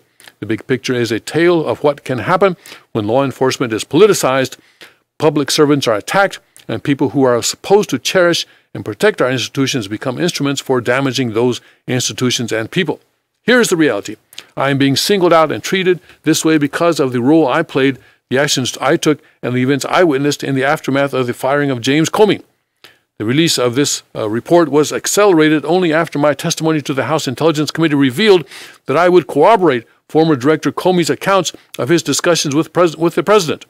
The OIG's focus on me and this report became a part of an unprecedented effort by the administration, driven by the President himself, to remove me from my position, destroy my reputation, and possibly strip me of a pension I worked 21 years to earn. The accelerated release of the report and the punitive actions taken in response make sense only when viewed through this lens. Thursday's comments from the White House are just the latest example of this. This attack on my credibility is one part of a large effort not just to slander me personally, but to taint the FBI, law enforcement, and intelligence professionals more generally. It is part of the administration's ongoing war on the FBI and the efforts of the Special Counsel investigation, which continue to this day. Their persistence in this campaign only highlights the importance of the Special Counsel's work. I have always prided myself on serving my country with distinction and integrity, and I have always encouraged those around me to do the same. Just ask them to have my career in this way and to be accused of lacking candor when at worst I was distracted in the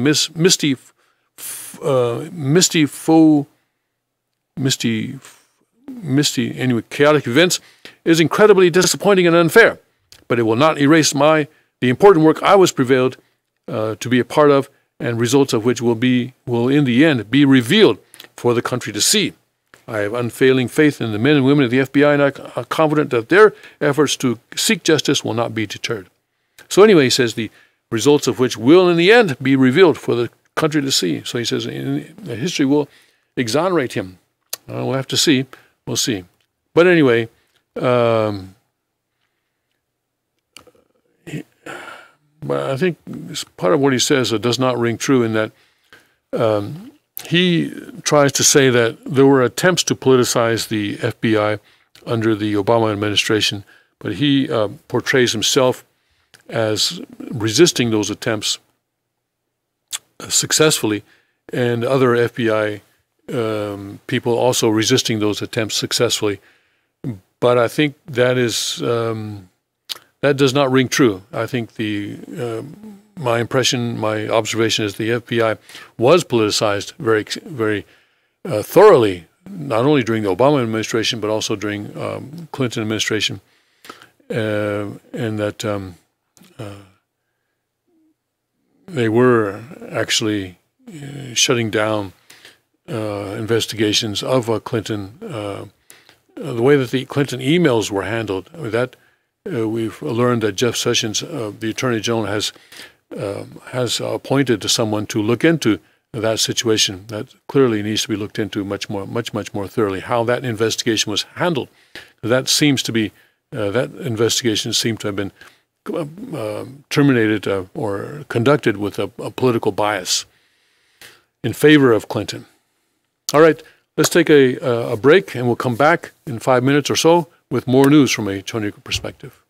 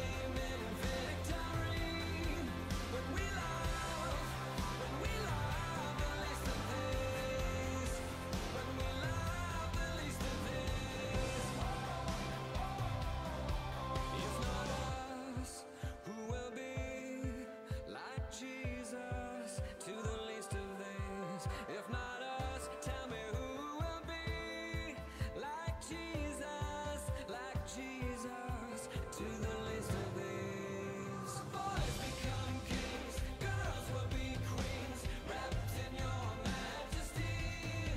When we love.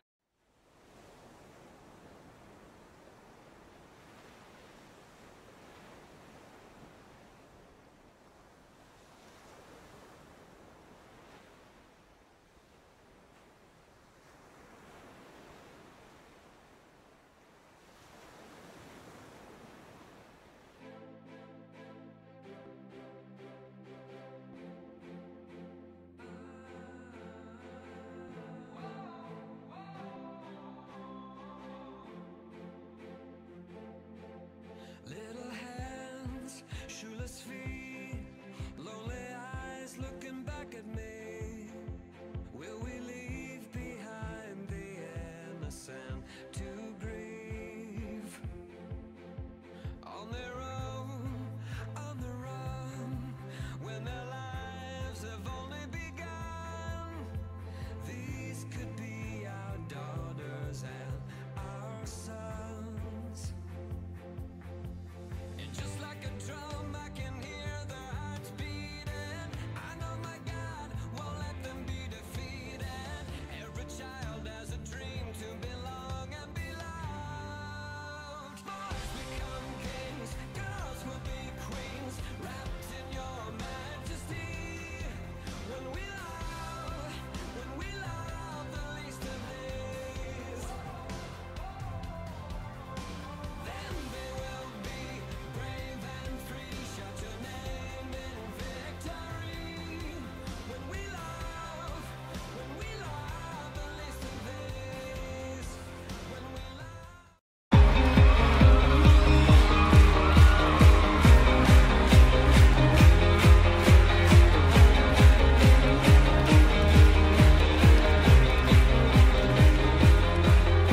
At break of day, in hope we rise, we speak your name.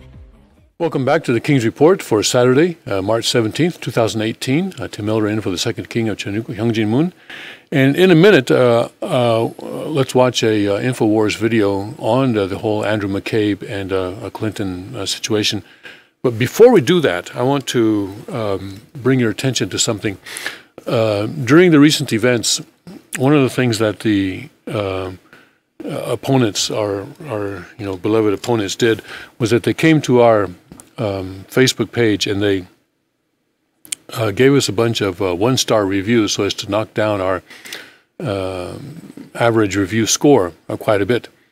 Before the events, we had an average review score of 4.7, and they knocked it down to 3.3. A bunch of them, I'm not exactly sure the number, but at one point we had as many as 91 one-star reviews. And we reported some of those to Facebook because some of them were pretty blatantly racist, and others were, harassing us. And so we reported a bunch of them, and Facebook did take out 6 of those out of the 91. So we're down to 85 one-star reviews. But over the past week, beginning last Sunday, we've been conducting a campaign to increase the 5-star reviews so as to protect our page against this kind of sabotage, really. It's sabotage, this kind of attack. Because if we have a large number of reviews, and a large number of 5-star reviews, then the effect of any one single, or even 10 or even 20 one-star reviews would be minimal. But if our total number of reviews is small, which is what we had less than 200 reviews when we started this, then it's easy for these people to come and to knock down our average score by quite a bit. They knocked it down from 4.7 to 3.3. Well, over the last week we've been working, and during the last week we've done quite well. We started on Sunday with 126 5-star reviews, and we're up now to 234. So that's more than 100. Well, that's 108, I guess, of 5-star reviews, 108 5-star reviews over the past 7 days, which is quite good. We need 14 more in order to get back to 4.0. And once we do that, once we get back to 4.0, then I plan to ask help from the Korean and Japanese and our Asian communities. Right now, we're doing it primarily with the English-speaking U.S., European, other Western communities, because I think we need to show that we are willing and we have the willingness and the ability to take responsibility for the providence in certain areas like this. So, and I think we've done, people in our community here in America and Europe and around the world have done a good job of doing that with these 108 5-star reviews over the past 6 days. And we've also been able to get Facebook to take out to 6 of the 1-star reviews. We've also added 1 4-star reviews, and but we don't want any 4-star reviews or 3 or 2. We just want 5-star reviews because those are what we need in order to get back to 4.7. Getting back to 4.7 is going to be a tough path. I would like to see us get 1,000, including the 108 that we already have, but 1,000 total of 5-star reviews. With that amount of 5-star reviews, then our page will be defended against this kind of an attack. And people will not be able to come in and just, even if they give us 1-star reviews, they will not be able to affect our average score nearly as much as they were able to this time. We in the recent events, until the event, we were kind of under the radar for as far as most of the world was concerned. And we, poked our head above the horizon, and we got shot at. And now we're back down below the horizon again. We're below the horizon again. So let's take this opportunity. And, we're a guerrilla operation, all right? We stage raids, and then we melt back into the forest. And right now we're in the forest again. We've melted back into the forest. Or I'm sorry, I'm mixing my metaphors, but we can describe it various ways. So let's use this time to fortify ourselves and fortify our defenses against attack. So if we could get 14 people to bring us up to 248 5-star reviews within today, I would appreciate that very much. That would bring us back to 4.0. And I know many of you already have done this. I appreciate that very much. But if you have not, or if you know of someone who can be counted on to give a 5-star review, don't ask people who are going to give us 4 or 3 or 2 or 1, all right? Don't ask them. But if you feel pretty confident that someone is going to give us a 5-star review, if someone is a core supporter of the Second King, then please have them go to the Newfoundland Sanctuary Church Facebook page, Newfoundland Sanctuary Church Facebook page, and depending, it's different on different computers. On a laptop or desktop, you will see a vertical menu on the left-hand column, and if you go to the bottom of that menu, you'll see a tab that's titled Reviews. So you can click on that, and you can then give us a 5-star review. And if you want to leave a comment, that's better. Actually, it's better if you leave a comment, because then that shows up more as a among the most helpful reviews. And make sure it's a 5-star. And make sure don't give us 4-star, but give us 5 stars. All right, that's important. It's a big difference between 4 and 5. To do that, I appreciate it very much. If we could have 14 people do that today, that would get us to our goal of 4.0 before the end of today, and that would be a tremendous accomplishment. That would get us halfway from 3.3 back to 4.7. The trip from 4.0 to 4.7 is going to be difficult. We're going to need hundreds of reviews, because the effect of each additional reviews, the way the math works, it gets smaller and smaller. But this will get us halfway at least in terms of that score. We can think of it that way, and we can then start working on climbing the rest of the way back up to 4.7. That's the goal right now. All right, so I'd like to ask 14 people to do that if you have not already done it. All right, let's go now to a InfoWars video, and I just supplied the tech team the link to that. So let's watch this about Andrew McCabe. Of course, this broke yesterday that they want disciplinary action on McCabe, but now they've had press conferences. Now they've talked about why, and they're saying specifically he misled, he covered up, he lied, he leaked, which is criminal. So finishing up with FBI disciplinary office recommends firing former deputy director. That's yesterday's news. But today's is, I should have been clear earlier, is that they're saying he specifically lied to the head of the Justice Department, that he lied to the director. They did all sorts of stuff. So, I mean, this is the kind of stuff you go to jail.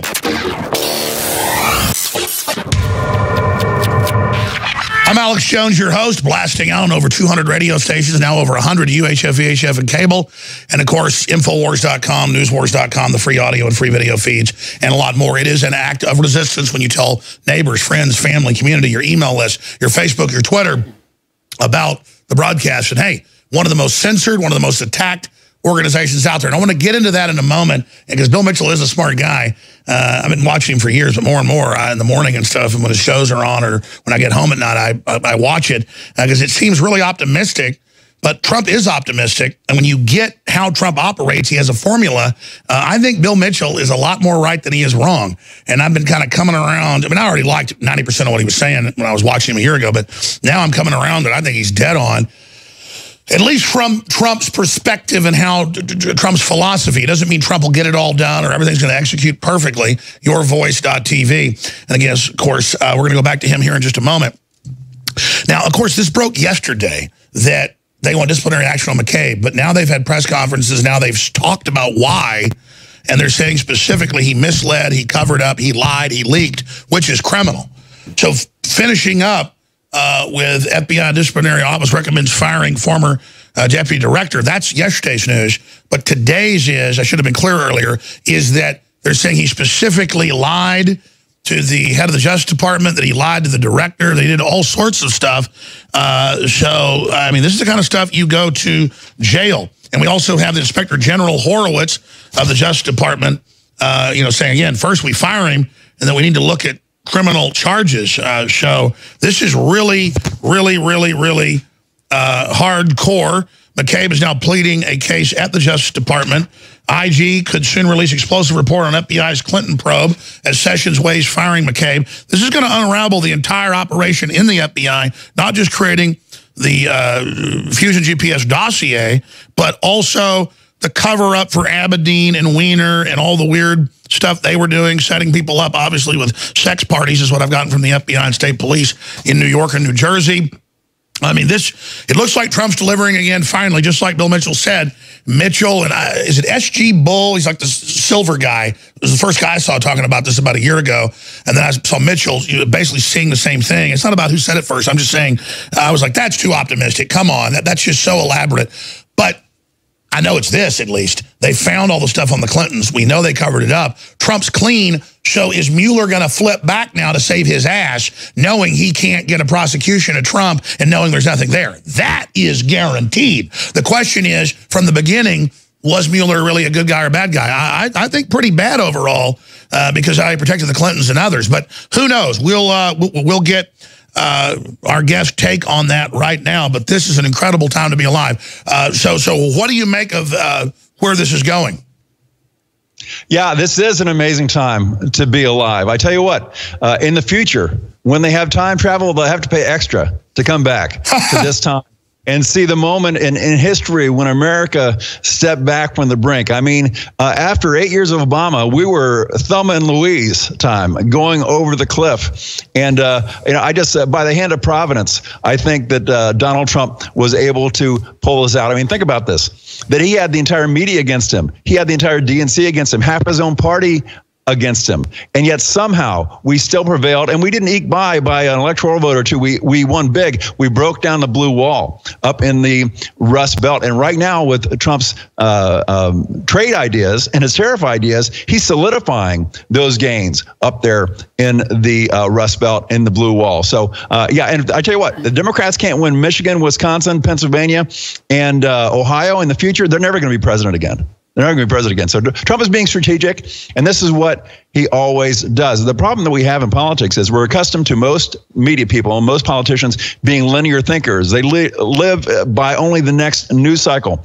Donald Trump understands, for instance, that nobody votes again for him for 3 years. That means he has time to make the bold moves now, the risky moves now, so that 3 years from now, he will be able to run on the results of the moves that he made now. He doesn't care if his poll numbers go down because and he's a counterpuncher. He's a counterpuncher. He wouldn't put Hillary in prison until she tried to put him in prison. Now she deserves it. It's fair game. He is trying to move to put her in prison.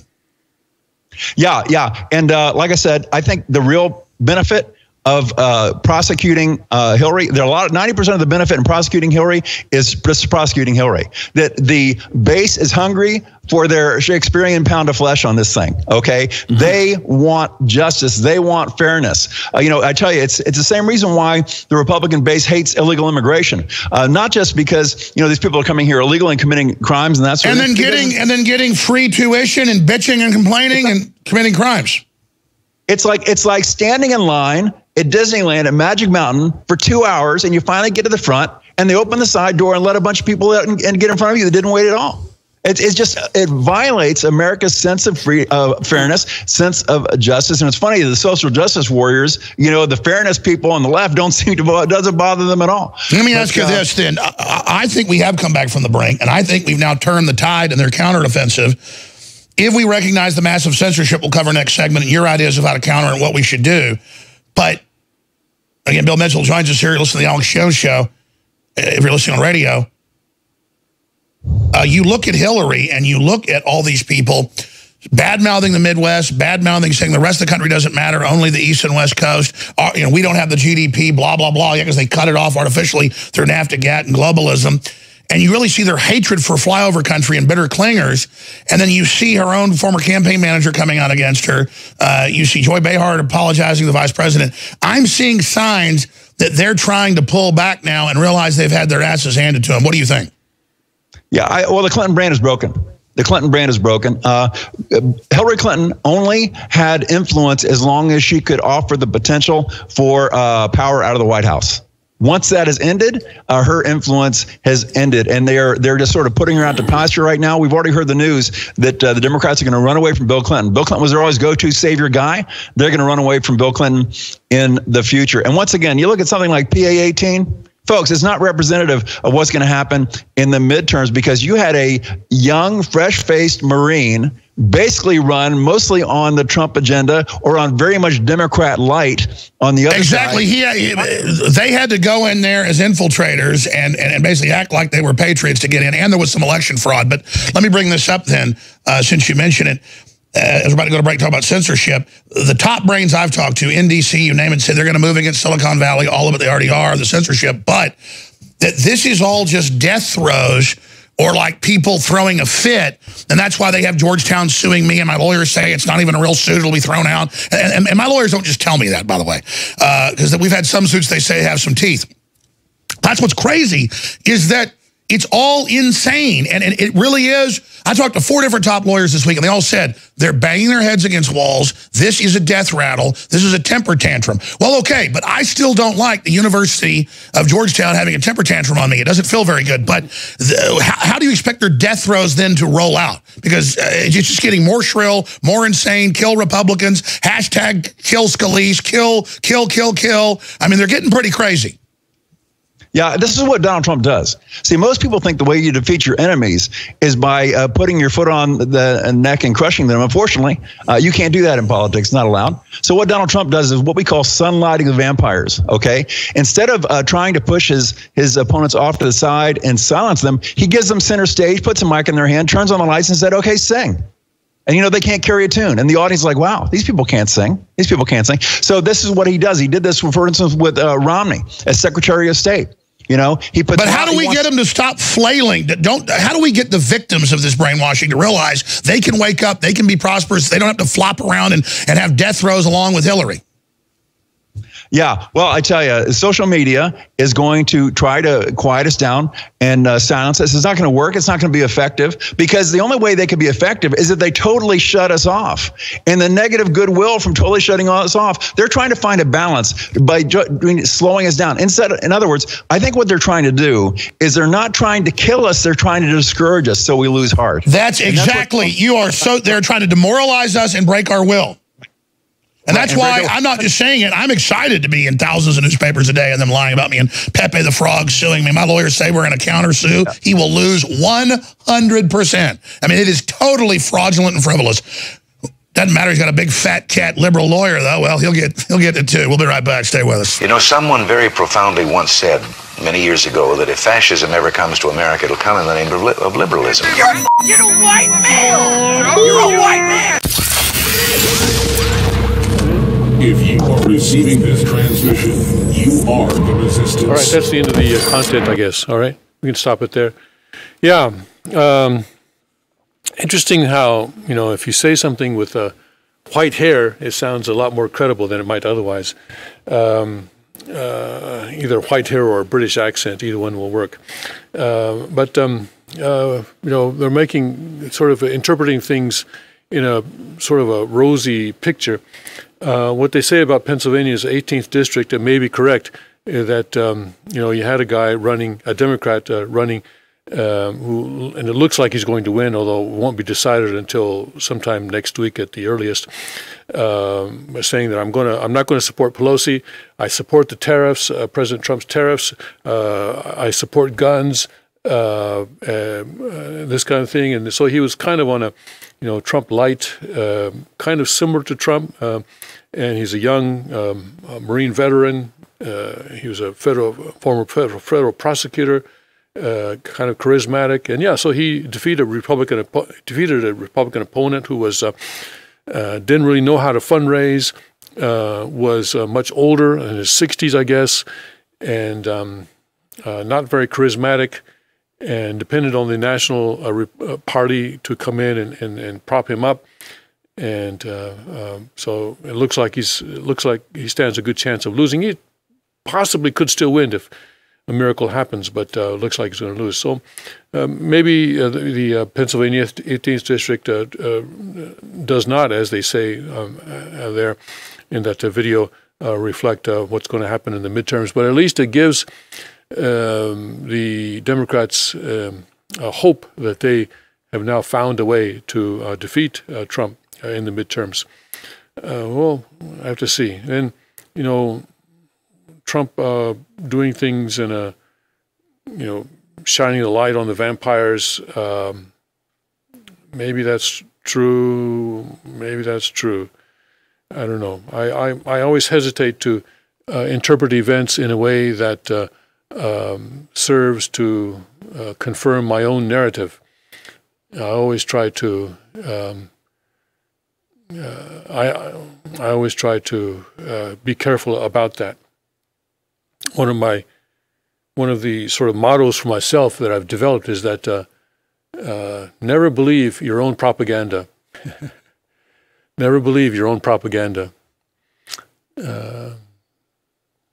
I think I've always found that to be a wise thing to do. Now, he mentioned the Pennsylvania situation. He mentioned how Trump carried Pennsylvania in 2016, and he said he's solidifying his support there. But in Pennsylvania, we have actually a difficult fight ahead. There's going to be a national census again in 2020. It's done every 10 years. And the way that the seats in the House are apportioned is determined by that census. So as the U.S. population increases some places, then those states where the population increases relative to the rest of the country get more seats in the House of Representatives, and those states where population decreases get fewer seats. So that is done every 10 years following the national census. And this district, basically then each state says, okay, you have so many. For example, after the 2010 census, Pennsylvania was told, okay, you have 18 seats. That was one less than they had previously. You have 18 seats now. So you can work out how you want to elect those 18 people. So then it's up to the state legislature to draw the district map, the congressional districts, so that people can go and in each district they elect one member to the House of Representatives. So that's done by the House legislature, but it also has to be signed by the governor, and the governor can veto it, and so the governor has a big power in deciding that redistricting. So which party controls the governorships of the states is an important thing for that purpose, for many other purposes too, but for that important purpose, because that has a big influence over how congressional districts are redrawn. And this year, in 2018, we are in Pennsylvania. We are going to vote for governor. Tom Wolf, a Democrat, a socialist Democrat, a very avowed socialist, is running for re-election. And if he wins, then he will be in office when that redistricting is done after the 2020 census. So it's important that we get him out of office, that we get a Republican governor in there, so that the districts, congressional districts, can be drawn in a way that favors conservative candidates. And also right now, these Pennsylvania Supreme Court, by the way, recently threw out the map that was drawn up after the 2010 census. Even though, 2012, 2014, 2016, 3 elections were done on the basis of that map, but suddenly now the Pennsylvania Supreme Court says, hey, this is wrong, and you got to come up with a new map, and if you don't, we're going to come up with our own map, and that's what they've done. They've imposed their own map now. And the Republicans have, so this new map that they've drawn up is favorable to the Democrats. So the Republicans have asked the federal courts to intervene, and so far, the federal courts have not said one way or another what they're going to do. This is an article in this morning's Philadelphia Inquirer, which is the biggest and most influential newspaper in Pennsylvania, and it's also a pretty important newspaper nationwide. Let me read an article about that in this morning's Inquirer. With the Tuesday deadline for filing nominating petitions imminent, so Tuesday deadline for nominating petitions. So people who want to run for the House of Representatives in November have to file the petitions by Tuesday. But prospective candidates waiting for courts to take action on Pennsylvania's radically reconfigured congressional map learned Friday that they will continue to wait.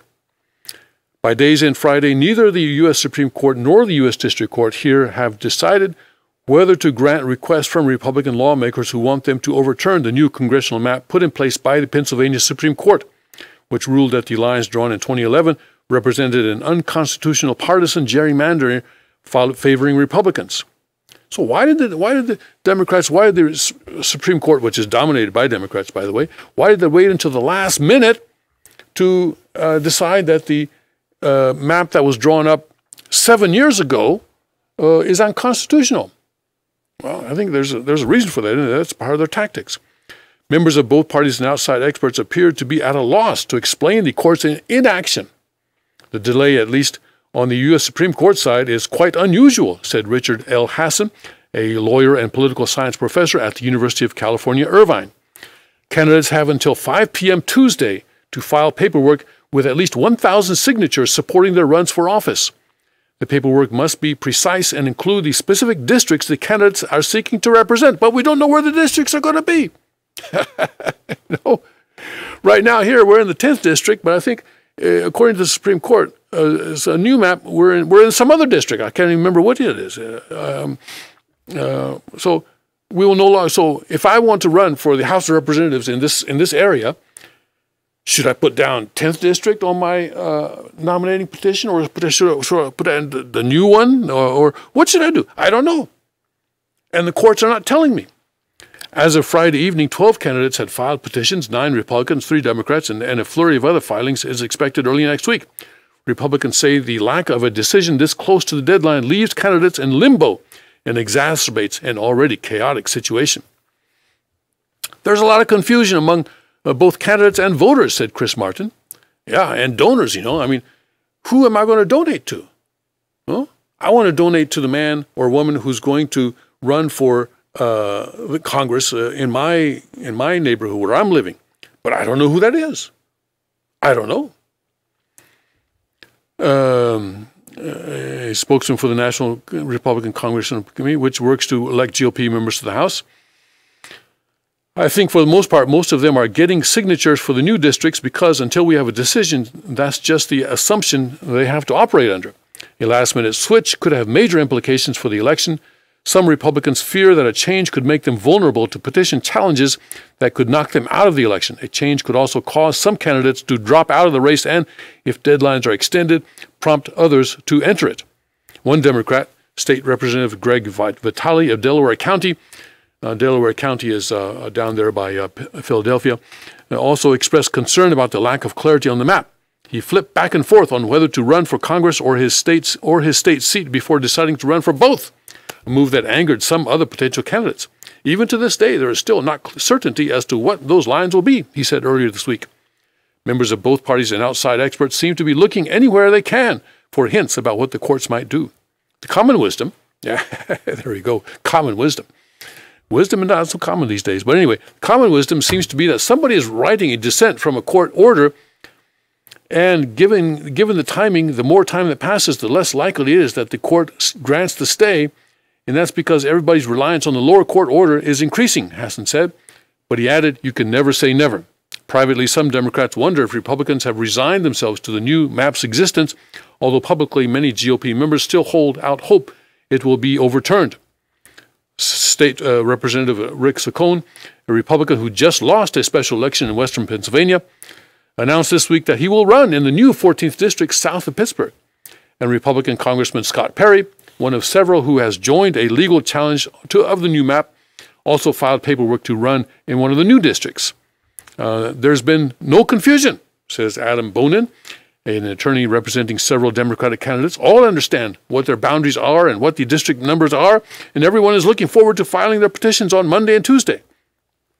Republicans have said repeatedly throughout the legal wrangling that they worry the new map will cause chaos during an important election cycle. Their opponents frequently argue that voters have nearly 2 months to familiarize themselves with candidates and district boundaries before the race. 2 months, that is, this refers to the fact that primary election is going to be on May 15th. That's when the primary election, of course, is when the Republicans have their primary, the Democrats have their primary, and each party will decide who their candidate will be for the November election. In Pennsylvania Supreme Court in January, the Pennsylvania Supreme Court in January tossed out the previous congressional map on the ground that it had been drawn to favor Republicans, violating the state constitution. It gave lawmakers and the governor's office deadlines for submitting and reviewing a new map. When those deadlines passed without agreement on a map, the Supreme Court, with assistance from an outside expert, imposed a new one. And guess what? There's nothing in the Constitution about that. The Constitution of Pennsylvania says that the legislature and the governor decide the congressional districts. Doesn't say anywhere that the Supreme Court of Pennsylvania has a right to just dictatorially draw a new map and impose it on the state. Doesn't say that anywhere. The previous map led to Republican victories in the same 13 out of 18 seats in all of the years when it was in place, not including Tuesday's special election in western Pennsylvania.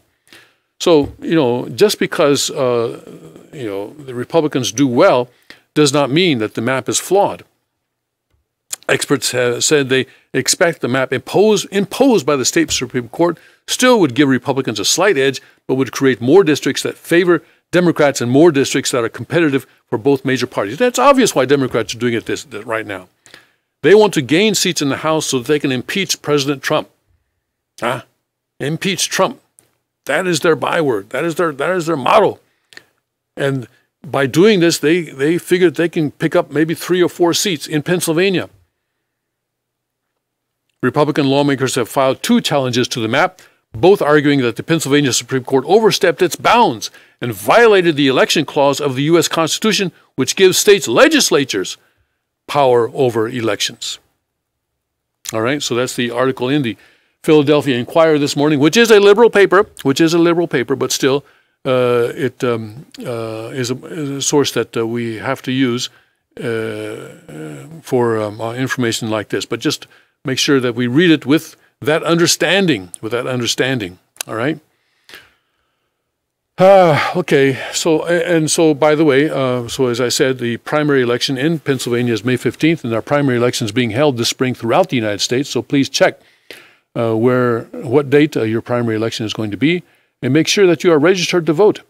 You cannot vote in the United States is different from other countries and many other countries in that you just cannot, in some countries you can just walk into a voting booth with your ID card and they will say, okay, yeah, you can vote, and then you can just cast your ballot. But that's not the way it works in America. You have to, even if you are a U.S. citizen, you have to actually register with the local election commission so that your name is on their rolls.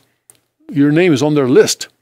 And when you go to a particular voting precinct or voting place, the people there will check their list to look for your name. And if your name is there, then they will give you a ballot. If your name is not there, if it's not on the list, then they will send you away. All right? So if you have moved, even if you have moved within the state of Pennsylvania during the last 2 years, you have to register again. Yeah, you have to register again. Because when you go to that voting booth in your new neighborhood, your name is not going to be on that list unless you register again. And they will send you away. They will send you away, and you will not be able to vote there. You will not be able to vote there. Now, if you haven't moved so far, then you can go back to your old neighborhood and vote there. That's not entirely how it's supposed to work, but that is possible. But that's, you'll be voting for different people then, probably in some cases, like town council or whatever, or county sheriff or whatever. So it's really important that you re-register in your new neighborhood with your new address so that you are voting at the correct precinct and voting with the correct ballot. Ballots can be different from one voting place to another. We call them precincts or voting one precinct to another can be different. So make sure that you re-register in your new neighborhood. And the deadline for that registration is April 16th in Pennsylvania. So please do that before April 16th. In other states it'll be different. Please check your local dates and make sure that you vote. Make sure that you participate in the electoral process. I think that is an important condition for establishing ourselves as owners of not of Cheongguk but of our communities. All right. Meanwhile, in Germany, Mrs. Merkel has an interesting statement to make. She says, Islam belongs to Germany. Is she sure it's not the other way around, that Germany belongs to Islam? I don't know. Maybe. Islam belongs to Germany, Merkel insists after minister highlights nation's Christian heritage. Angela Merkel has again insisted Islam is part of German culture, speaking out to contradict Interior Minister Horst Seehofer after he stressed the nation's Christian heritage. Islam does not belong to Germany. Germany has been shaped by Christianity, the Christian Social Union Bavarian leader told Bild on Friday, pointing to the church's influence on everyday life and culture.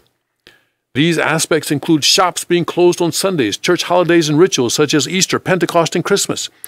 The Muslims who live with us obviously belong to Germany, qualified Seehofer, adding that this does not mean we give up our country's specific traditions and customs out of false considerations for others. Sounds pretty good. But then, what does Merkel say? After the minister's pronouncement, Merkel moved quickly to assert that Islam belongs to Germany, a claim that the chancellor has made on several occasions since she opened Europe's doors to seemingly limitless mass migration in 2015. Appearing at a press conference after talks with Swedish Prime Minister Stefan Löfven on Friday, the Christian Democratic Union leader noted 4 million residents of the country follow Islam, telling reporters these Muslims are also part of Germany, and with them, their religion, Islam, is just as much a part of Germany. As a critic of mass migration, Seehofer, who is presiding over an expanded homeland ministry, has clashed with the chancellor on previous occasions. He announced that at the weekend, a number of immigration measures the ministry intends to put in place, including, quote, a master plan for faster deportations and increased fight against the causes of flight in the countries of origin. Speaking on ZDF, the new Bavarian Prime Minister Markus Söder backed Seehofer up he backed him up over the controversy, telling the public broadcaster that while Muslims who live and integrate here can be said to belong to Germany, Islam is not part of the nation's cultural history. Polls have consistently shown a majority of around 60% of Germans reject the notion that Islam belongs to the country, and public discomfort towards the religion has increased significantly since the migrant crisis saw a massive rise in the number of Muslim newcomers. This is a very important point. This is not just a minor disagreement between the chancellor, which is the same as the prime minister, essentially, between the prime minister or chancellor and one of her ministers. Because Merkel is saying that, when people come to Germany, they bring their culture, and in that culture becomes part of German culture. That their religion becomes part of Germany as well. Whereas the minister is saying, no, that Germany was founded on Christian principles, and that remains our cultural heritage. And people who come to Germany need to assimilate into that cultural heritage. Merkel's position is based on the idea that, one religion is basically the same as another religion. I mean, they're all false. She was raised in East Germany, although her father was a minister, but of course, ministers in communist countries were,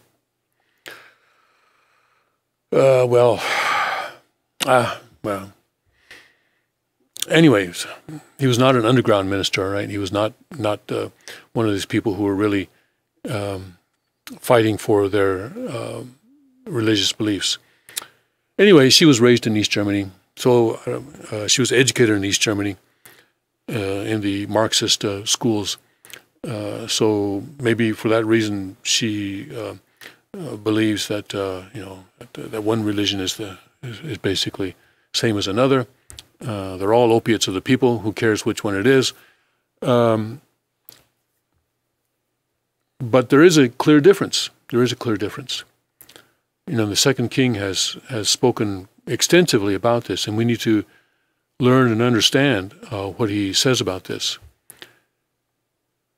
The difference is that without the Judeo-Christian God, we do not have the human rights that we enjoy today. It's because the Bible teaches that we are all children of God, that we are all created by God, that the law has to treat us as equal under the law, so that even the worst criminal, even the worst mass murderer has a right to due process under the law because of that, and that comes out of a Judeo-Christian tradition. In other traditions, that's not the case. In the communist tradition, for example, and that's not the case. If you are branded an enemy of the state, you do not have rights. You have no human rights. They can harvest your organs like they do in China, or they can put you away in a psychiatric hospital like they would do in Soviet Union. They can deny you food as they do in Venezuela. They can confiscate your guns as they do in many places, including Venezuela. You don't have human rights if you are an enemy of the state. Or in Islam, it's also not the case. Islam. Yeah? Women in Islam are not equal to men. Their testimony in court is only given half the value of that of a man. if they are raped and want to take their rapist to court, they have to come up with 4 male witnesses. They have to come up with 4 male witnesses, or 3 men and 2 women, because women count as half of a man. And that is very foreign to us who have been raised and educated in the Judeo-Christian environment. It's foreign to us because it does make a difference which, like the king says, it makes a difference what book you read. Are you reading Das Kapital? Are you reading the Quran? Or are you reading the Bible? It makes a huge difference. It makes a huge difference what book you're reading. In other words, what your tradition is based on, what religion or what ideology. Communism is a kind of religion as well. What it is based on makes a huge difference. So whether Germany decides to remain as a country with a Judeo-Christian culture or not makes a huge difference for Germany, for Europe, for the world. If they decide, or as Merkel apparently has, that Islam is a part of Germany, then Sharia law, that means Sharia law then can be exercised in Germany, where a man can very easily divorce his wife. He can have up to 4 wives. He can have temporary marriages. In other words, temporary marriages to prostitutes, so that a relationship with a prostitute is not actually adultery. 15-minute marriages, or however long it takes. All this kind of thing can be done. That is a completely different set of values and culture from Judeo-Christianity. And that makes a difference because that is a huge step backwards in terms of the development of society. So Germany, under Merkel, is taking this huge step backwards. She was elected, she just managed finally, 6 months after the election last September, she just managed to put together a government. But this rejection of Christian heritage by Merkel is certainly bad news for Germany, and the fact that Merkel has a leading role in the European Union makes it bad news for the European Union as well. Britain, UK voters, Northern Ireland, didn't mean to exclude you there. UK voters made a very important decision to leave the European Union, and Article 50 of the European Union Treaty was invoked by Theresa May, I believe at the end of March of last year. And this Article 50 gives a 2-year period during which there are various negotiations and adjustments are made in order to leave the body. And now, so basically they've used up half of that period with not much progress, it seems. But certainly, even if the UK suffers in the short term as a result of that, as a result of what may be an abrupt leaving or a hard Brexit, as they call it, there may be some short-term difficulties as a result of that. But in the long term, certainly the UK will be happy that it made that choice. The rejection of the Judeo-Christian cultural background by Germany and the EU is going to cost them. It's going to cost them dearly. It's going to turn them into a much more savage society, a savage society.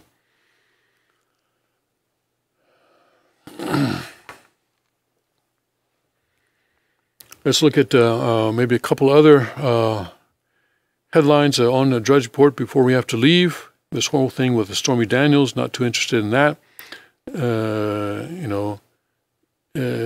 We understand that Trump is the man who he is.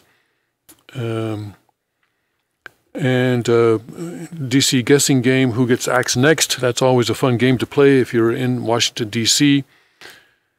Let's look at this gorilla, all right, that can stand on two legs but can't stand dirty hands. Let's see what the evolutionists are trying to say about this. Whether this, maybe he's the missing link. Maybe he's the missing link, yeah. But I wonder, will this gorilla's children also stand on two legs? That's the point, huh? As it comes up here. Philadelphia Zoo, oh, it's in Philadelphia. Zoo gorilla prefers to walk around like a human. Well, maybe he's mimicking the people who have come to see him, huh? Let's try to get this down here. It's in a publication called the Philadelphia Voice.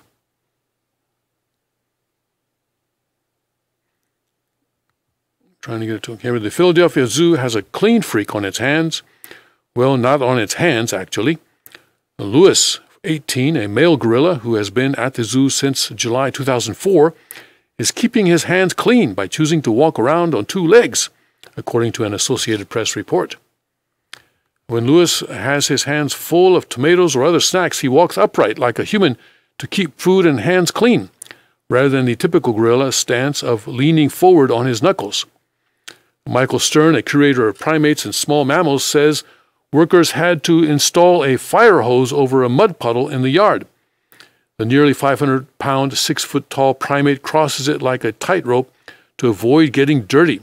He says it's pretty unusual for gorillas to walk around upright. In the wild, western lowland gorillas like Lewis might do it for a few seconds to reach food or wade into swamps. Lewis is one of two bachelor gorillas at the zoo, was born in May 1999 at the St. Louis Zoo. He can be seen walking around on his feet in this video tweeted by the Philadelphia Zoo. Well, I don't think we need to watch that. And we get the idea. But this is a gorilla that was born in captivity at the St. Louis Zoo and has lived out his life in captivity in the Philadelphia Zoo, it seems. What will we do with zoos in the Cheongguk? Interesting question. Will we let animals, run wild? Will we go out and experience them in the wild where God created them to be?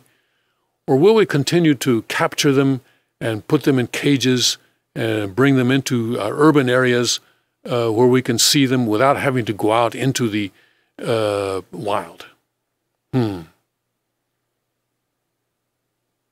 Well, there's nothing about it in the Constitution. It's not something that you need to put in a Constitution. And so Cheongguk will make its own laws about this, I'm sure, or people will, even without the laws, people will develop some sort of a sense as to what is how God wants us to relate to nature, whether He wants us to relate to nature in cages, or whether we want to, whether He wants us to go out, with our skills and tools into the wild and experience the animals there. Somehow I'm convincing myself that the latter is the case, that we will not have very many zoos in God's kingdom. That's what I'm beginning to feel this morning as I read about this. So my point is, though, that this gorilla has grown up in an abnormal, non-gorilla state, and so he is appropriating our culture. He's walking on his own two legs. He's appropriating human culture. No, I think that he's grown up seeing human beings walk on our two legs. I mean, they always surrounded his cage and so forth, and he sees children, with eating things with their hands, with their front paws, as he might think. And so he's decided to mimic that, I think, and has maybe developed some muscles to do that. But I don't think that this is an example of evolutionary change. If his offspring, I would not want him to go back into the wild. He would not be able to survive. But if his offspring were placed in the wild somehow, trained to be able to survive in the wild and placed in the wild, I suspect that they would revert to the traditional gorilla behavior. Anything else interesting this morning in the final minute that we have? Text reveals Storzek relationship with Flynn case judge. Saudi crown prince, hidden mother from King Salman for over 2 years. Facebook bans Trump campaign's data analytics firm Cambridge Analytica.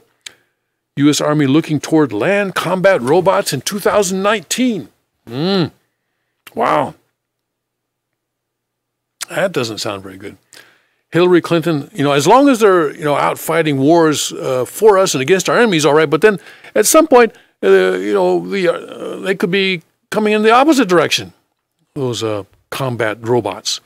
Hillary Clinton slips on bathtub, and then we know about that.